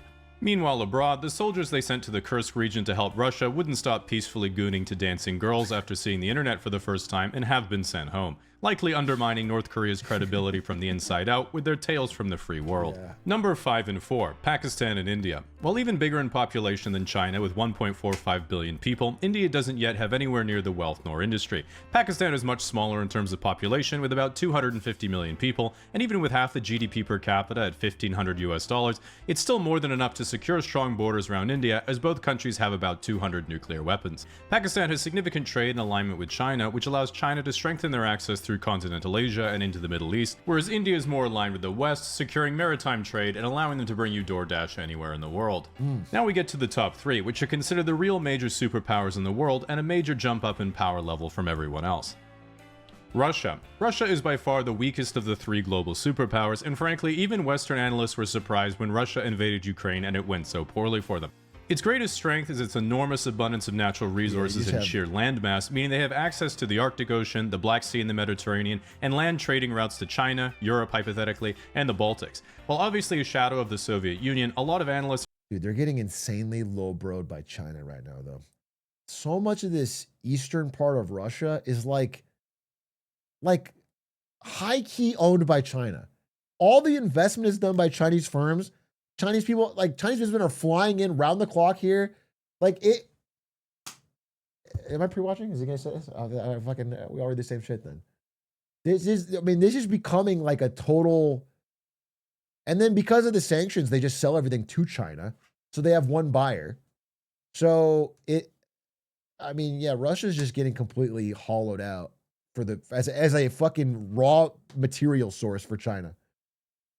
China, Europe hypothetically, and the Baltics. While obviously a shadow of the Soviet Union, a lot of analysts are downgrading Russia's superpower status even further, as their military capacities seem much weaker than previously thought, and Western sanctions mean they're extremely reliant and arguably at the mercy of China as a primary trade partner. While Russia isn't overwhelming in terms of strategic military power, they are basically unconquerable because they have 6,000 nuclear weapons, which is more than America. And so it's kind of like fighting a Voltorb who might just get pissed you're winning and at any moment self-destruct. At the moment, their grand strategy is unclear, as a lot of Western politicians have assumed Putin dreams of re-expanding their land empire towards the former borders of the Soviet Union, which is plausible at best and definitely unachievable in practice. Meanwhile, Putin says that pretty much all of Russia's military actions are not for conquest, but preemptive self-defense from the expansion of NATO. For people who are not aware what NATO is, if you ask a Westerner, we would say it's the political and military alliance formed between the United States and Western Europe after World War II that was then extended to more Eastern countries over time as they wanted trade relationships with the West and security guarantees for themselves after the collapse of the Soviet Union and the formation of a still threatening modern Russia to their east. This is of course my Western bias speaking, because you ask Putin what NATO is, he would say, Mordor. At any rate, it seems unlikely any further land conquest is going to occur after Ukraine. Or if you ask fucking Trump. Just to be fucking clear. Just to be clear, there's someone else within NATO who's fucking constantly talking shit on it. And trying to undermine it. And it has something to assault other nations within it. Because what was supposed to be a quick little pro-gamer move that everyone was going to ignore ended up looking like this on the live conflict map in January 2023, and this is what it looks like 3 years later, so you can make up your own mind what that means. Number 2, China. It means fucking there's no outcome that is good for Russia. Even the outcome is, no matter what, also bad for Ukraine at this point, but they've lost so many lives. Even if they were to somehow take Kyiv, it wouldn't, at this point, wouldn't mean anything. The economic disaster is the only thing that kind of scared me, though. In this video, it kind of ties into it. I've been reading a lot about the Ukraine war, actually. It's like I just keep fucking, there's a couple Substacks. And it's like just imagining a Russia after Putin, which, by the way, no indication that'll happen for a long time to come. But as much as I personally despise Putin, the problem is a Russia that is in an economic disaster, that doesn't have a strong man Putin type figure, is like at extreme risk of balkanizing, or there's just so many nuclear weapons there. There's so many nuclear weapons, and without some authority, it puts the amount of risk of these nuclear weapons falling into different hands is like insanely high. There's thousands of nuclear weapons in Russia. It's you know, it is a problematic there's actually a lot of indications that people would want Putin to stop invading Ukraine but not lose power. This is what it looks like 3 years later, so you can make up your own mind what that means. Number 2, China. China's biggest strength is turning their country from what was essentially an agrarian peasant society getting conquered by the Japanese during one of their many angry phases in the 1930s into the largest industrial economy in the world and second largest GDP in quite literally 40 years. They have a population of 1.4 billion and a GDP per capita of $13,000, which is absolutely absurd given its size and where they started. A common sentiment you'll hear online is that China actually only has a population of 800 million, but then you ask for evidence and they're like, Well, some Japanese scientists measured their annual salt consumption and it was lower than expected. Which is complete nonsense because my grandma's Japanese, and if you said, yeah, Chinese salt consumption is about 2/3 of what we expected, what do you make of that? She would have said, make a lot of sense, Jamie. Chinese don't know how to cook properly. Nevertheless, what makes China frightening is that because of their export economy, they have a massive industrial capacity. They have similar numbers of tanks and warships to the US, albeit smaller ones, and their air force and overall systems technology are far worse. But in terms of shipbuilding, China has a gross tonnage capacity of over 230 times the US and produced over 1,000 commercial ships last year, and America made about 8. Insane. Not 1,000, the number 8. And in case you think that isn't a problem, it's Chinese commercial shipyards that also make the destroyers. Currently, China's next big move is most likely the annexation, aka No, I mean, this is a big thing. Isn't that the grand military where they first revealed the Dawn Row doctrine? But they also fully admit that like a massive amount of our military supply chain is made in China. Like right now, our military, bullets, fucking ammunition, drones, ships, tons of things that our military is made in China. That's where all the manufacturing is. So and even like if you talk about there's a lot of military contractors in America, fucking Northrop Grumman, Raytheon, all these fucking huge parts of where they source their supplies is from China. So it is a strategic vulnerability, absolutely, and people discount it.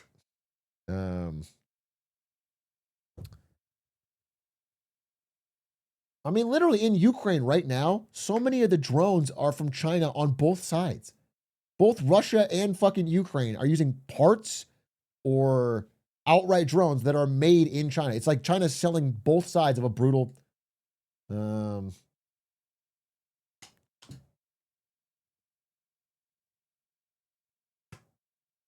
that's a big part of it. I want to say one more thing though, which was we go back. What was it about this? It was this. Yeah, China, if you break it down, is really like two countries. It's like this eastern part of China right here. It's like this high income, super industrialized country. And there's like this massive agrarian, low GDP per capita.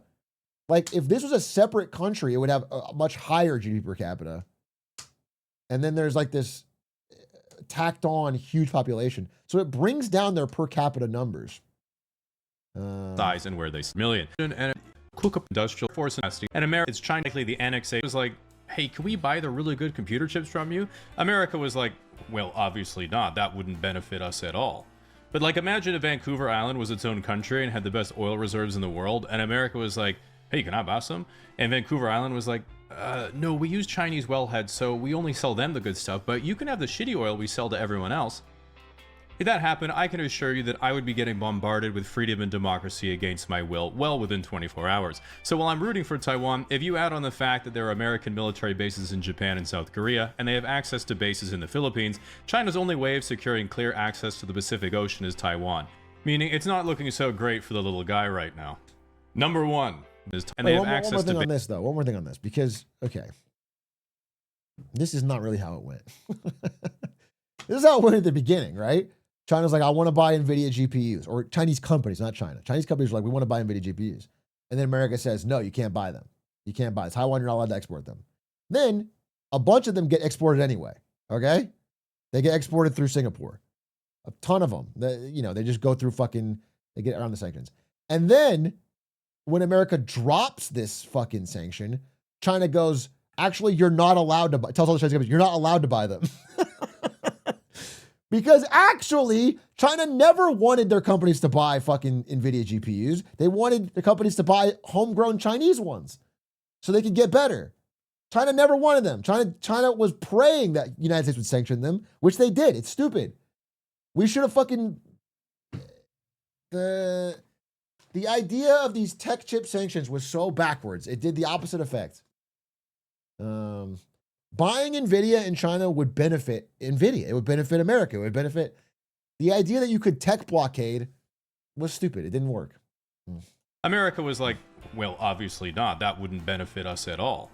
But like, imagine if Vancouver Island was its own country and had the best oil my trade bases in Japan and South Korea is tied west, meaning it's not looking so great for the little guy right now. Number 1, the West and partners.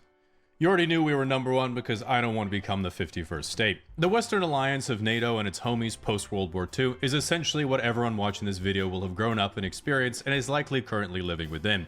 Our greatest strength is by far our enormous wealth and prosperity gained from free trade and cooperation. This came about because post-World War II, once everyone basically agreed to get along with each other instead of making world wars in every 2-decade tradition, this allowed the proliferation of the American global banking system called the Eurodollar, which was kind of like a banking telecom network throughout the world, allowing the proliferation and trade of the US dollar in Europe, Japan, and then basically everywhere else. Because of the West's perception as a liberal, rules-based democracy centered around free and fair trade, everyone trusted the currency and began using it, then saving it to use later as a reserve, resulting in what people call the US dollar reserve currency system. But recently was enriching uranium to levels above I them to biffed bring it. back lies while demolishing anything. I biffed it. Trade, everyone trusted the currency and began currency system.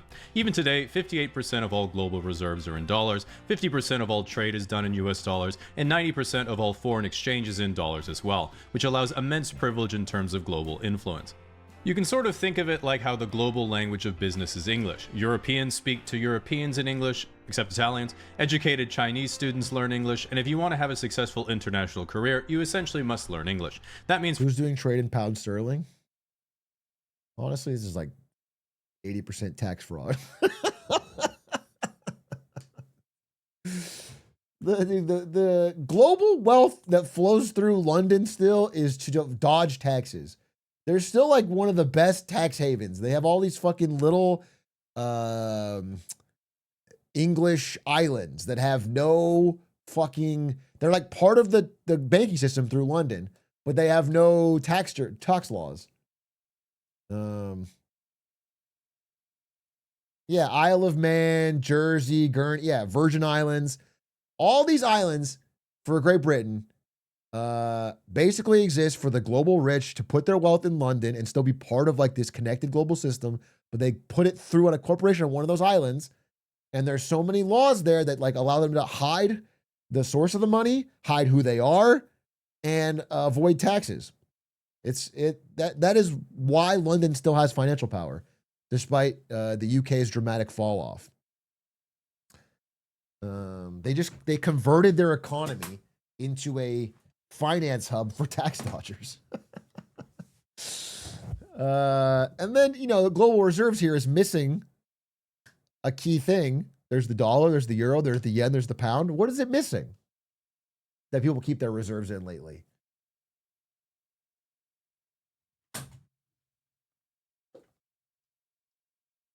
I can't find my gold bar, but it's gold. Oh, here it is. A little bit of this, bro. A little bit of this. In the future, it'll be Counter-Strike skins, but for now, it's gold, which is making up a larger and larger percentage of central bank holdings.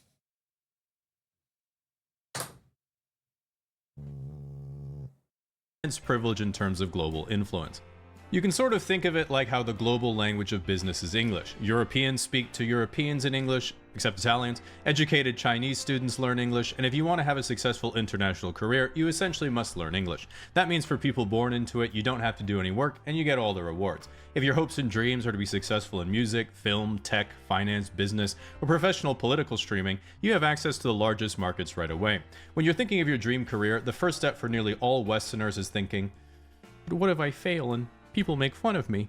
But for everyone else, the first thing they have to do is learn a completely different language to fluency and then move to a different country. This is essentially the same privilege as the US dollar in that it has a global monopoly on banking and trade, meaning the currency that you create is the currency everyone uses, not just your citizens. So you can pull the levers of not just national, but global monetary and fiscal policy in your favor if you hypothetically had any idea what those levers did. With that said, currently the geopolitical grand strategy of the West is in complete disarray, because prior to Trump 2.0, both the Democrat and Republican plan was essentially to maintain the pre-existing Western rules-based order in conjunction with its allies in Europe and Asia, with only pocketed military intervention as fires needed putting out, or some perhaps slightly imaginary threats emerged. Even now, it's still not clear what the new WMDs hard-right were real. grand vision is, or if there even is one.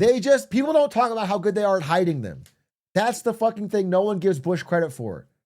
Saddam was incredible at hiding the WMDs.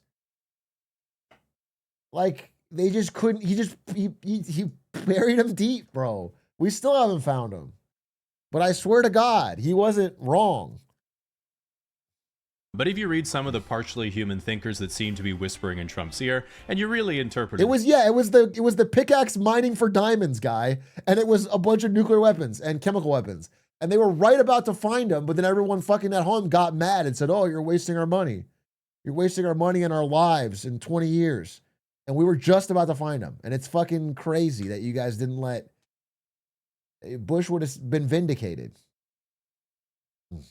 Generously, it would seem the basic premise is we have to stop languishing and twiddling our thumbs as China becomes a threat to our position as global superpower. We need domestic industrial capacity to come back because we have no way to build our critical industry technology and volume if they decouple their economy from us. America shouldn't use our resources to be the protectorate militarily of Europe. They have the resources now to do it themselves. And America will establish political security over Central America, locking down a soft border for the entire northern continent, while using bases on Greenland to secure the Arctic shipping lanes, which are now open nearly year-round since polar ice has retreated in the last 50 years. Not because of climate change, though, that doesn't exist.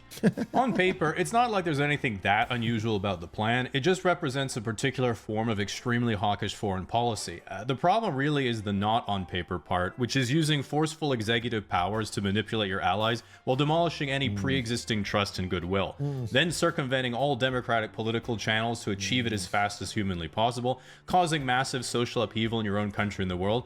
And all of this is while defying the entire fundamental basis of the Western alliance in the first place, which is ironically destroying the social cohesion and resulting trade and finance empire that made America great post-World War II.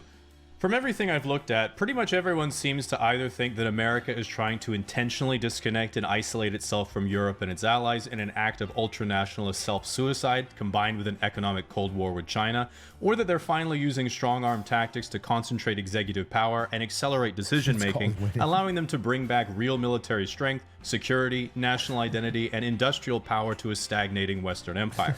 Frankly, I don't think anyone has any idea because everyone I read on the topic just keeps getting every prediction wrong, and if I were playing your boy Donald in a grand strategy game, I'd be very confused, and all I do is keep a very wide berth to protect my light bulbs. But the good news is that at the very least, if you can get past the lying, the corruption, and Rape Island, the characters this season have been the best written I've ever seen. Unlike politics of back in my day, which was mostly about either having elite-level charisma or just being born into the ruling class, winning on being relatable or hot, and then having absolutely no idea what you're doing. Some people are like, yeah, but Jamie, this isn't Game of Thrones. This is the real world. It could end with you dying in a nuclear war. Which always makes me think, I'm down. Now, unlike NATO, what shouldn't be collapsing is your access to an allied network of telecom towers giving you affordable access to cell phone coverage wherever you travel to. With today's sponsor, Saley, you can ensure just... Check out Saley. Check out Saley. Wow. It's an ad. I feel like you really disrespected George W. Bush there and all the great he did. Good video. I mean, good video. Definitely interesting discussion.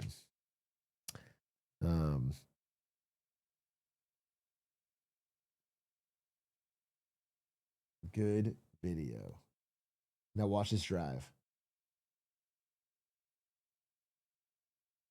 God, I love Obama's face. He's married, bro. Back off. Fucking back off. All right? George is objectively hot. I've never heard someone call George Bush hot. Like, I'm not saying he's uggo. I'm not saying he's particularly chopped, but I've never heard someone say George Bush, that's a hottie. That damn smile. I feel like he's getting mogged from both sides here. I don't see this as hot.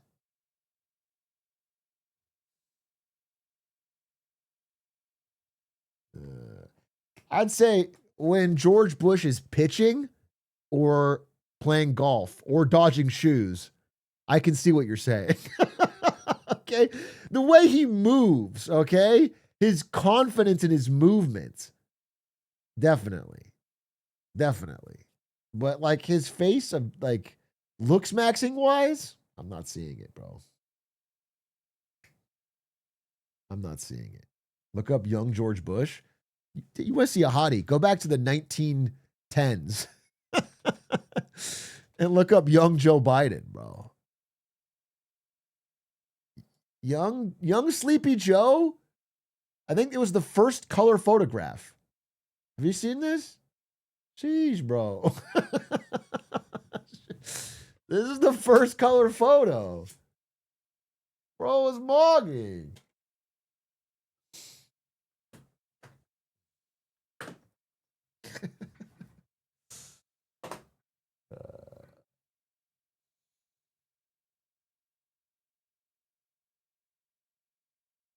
Young Stalin?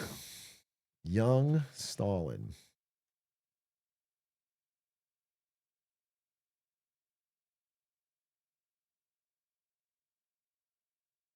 All right. Well, I'm seeing two here. One of them's not as like, okay, this is young Stalin. I can see it. Kind of like gives a little bit Brooklyn hipster, bro. A little bit like, you know, a little bit like this guy is gonna ask me for Coke at a party, and then like, this guy, I don't know. But then this is the other young Stalin photo. It's like, what? Was that mustache in? My God, bro. That's chopped. That's chopped. That's, yeah, Groucho Stalin. The first one's after the Instagram filter.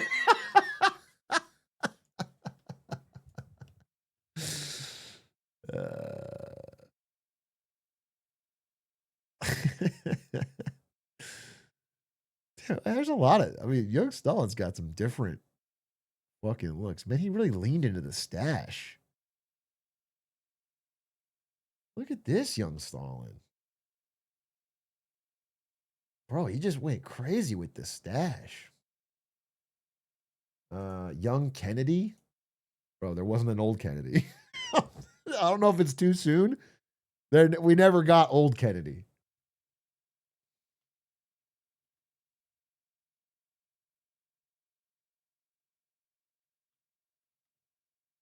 Dude, you search up young Kennedy, you get like a 14-year-old because you just look up JFK.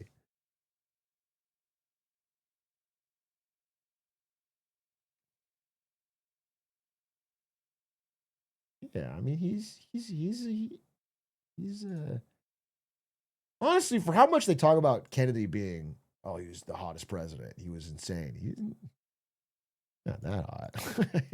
he got a job to look. Like he's not, I don't know. I'm not looking at that and going, he kind of chopped, bro.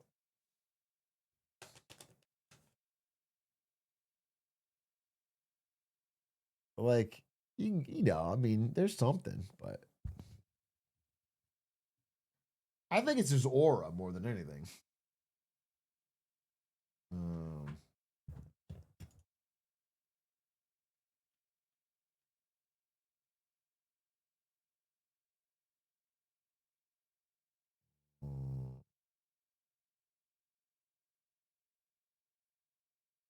Young FDR. Oh, damn. Young FDR looks like that. Young FDR. First of all, he got that shit on. I'll say that. You got that shit on. He got that shit on like he dresses well. We'll say that.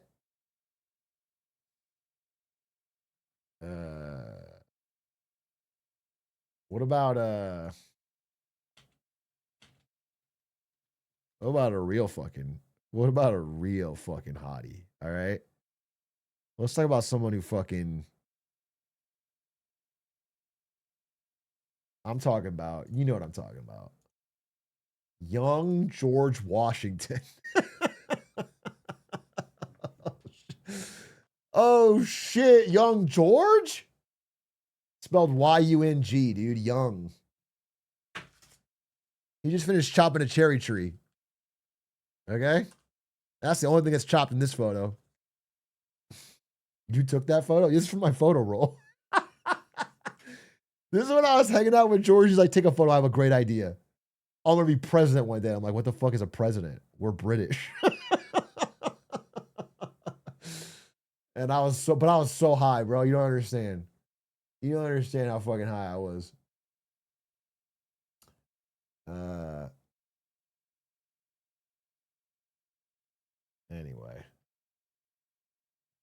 Anyway, any hoots. Ladies and gentlemen, that's the end of my stream today. Very fun talking to you. What a blast. We are back in action. Jazz Falcon, thank you for 6 months. Thank you so much for the subscriptions. 07s. Goddamn. What time am I back tomorrow? Probably 6:30, probably normal time. 6:30 Pacific. We'll be back with a Kevin Warsh presentation and a Was a Beijing. Appreciate you. Thank you for allowing me to have this January break. I really, really needed it. I really enjoyed it. My sleep debt. I also want to show you this before I go. I want to show you my sleep debt. That was exactly what I was fucking missing. Dude, check this out. This is why we had to have the talk. That's why I forgot. All right. But I couldn't find it because I'm fucking dumb. That's what it was. That's what it was, dude. Okay, wait. But what if I still can't find it? Well, then that would be fucking useless, wouldn't it? Oh, I found it. Okay. Okay, check this out. Okay. So see this? This is December. The red ones are like 4 hours, 5 hours of sleep. That's when I was doing a clip every day. December, I had mostly red. I had a lot of sleep debt. My sleep debt was up to 7.5 hours in December. So it was like, bro, you're not sleeping. You're fucking living like shit. This is January. It's like almost all blue. Okay. And my sleep debt dropped to 0. 0. So if I start doing content again in February and it goes back to red and I feel like I'm fucking a zombie again and I feel like I have no energy during the day, then I'm just going to have to change something. Straight up. Like I'm just going to change something. Because this is I feel so much better. I feel so much better. My life feels better. I'm a nicer person to people in real life, not to you guys. I'm like a nicer person. I wake up earlier. I have more things to do in the day. I just have more. I have more and I don't want to go back. So I got to figure it out. Anyway, chat, appreciate you. Thank you very much for watching. I'll be back tomorrow. I got a lot more to talk about. 07s. I'll raid somebody.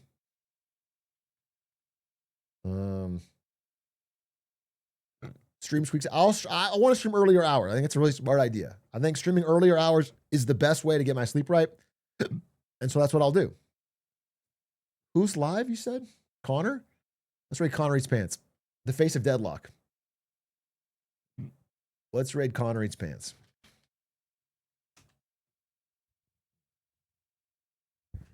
The fucking face of deadlock. I gotta say, they don't call it a live lock. Everyone's trying to tell me the deadlock's about to happen, and I'm just like, I'm not feeling it, bro. It doesn't feel like it's about to happen. Thank you for your -2s. I already have so many +2s, they don't hurt me. I can give away the wealth. I have banked so many points that you could throw -2s at me all day, and it's like a charity. It's like, I want you to take it. Take -12, dude. Take more.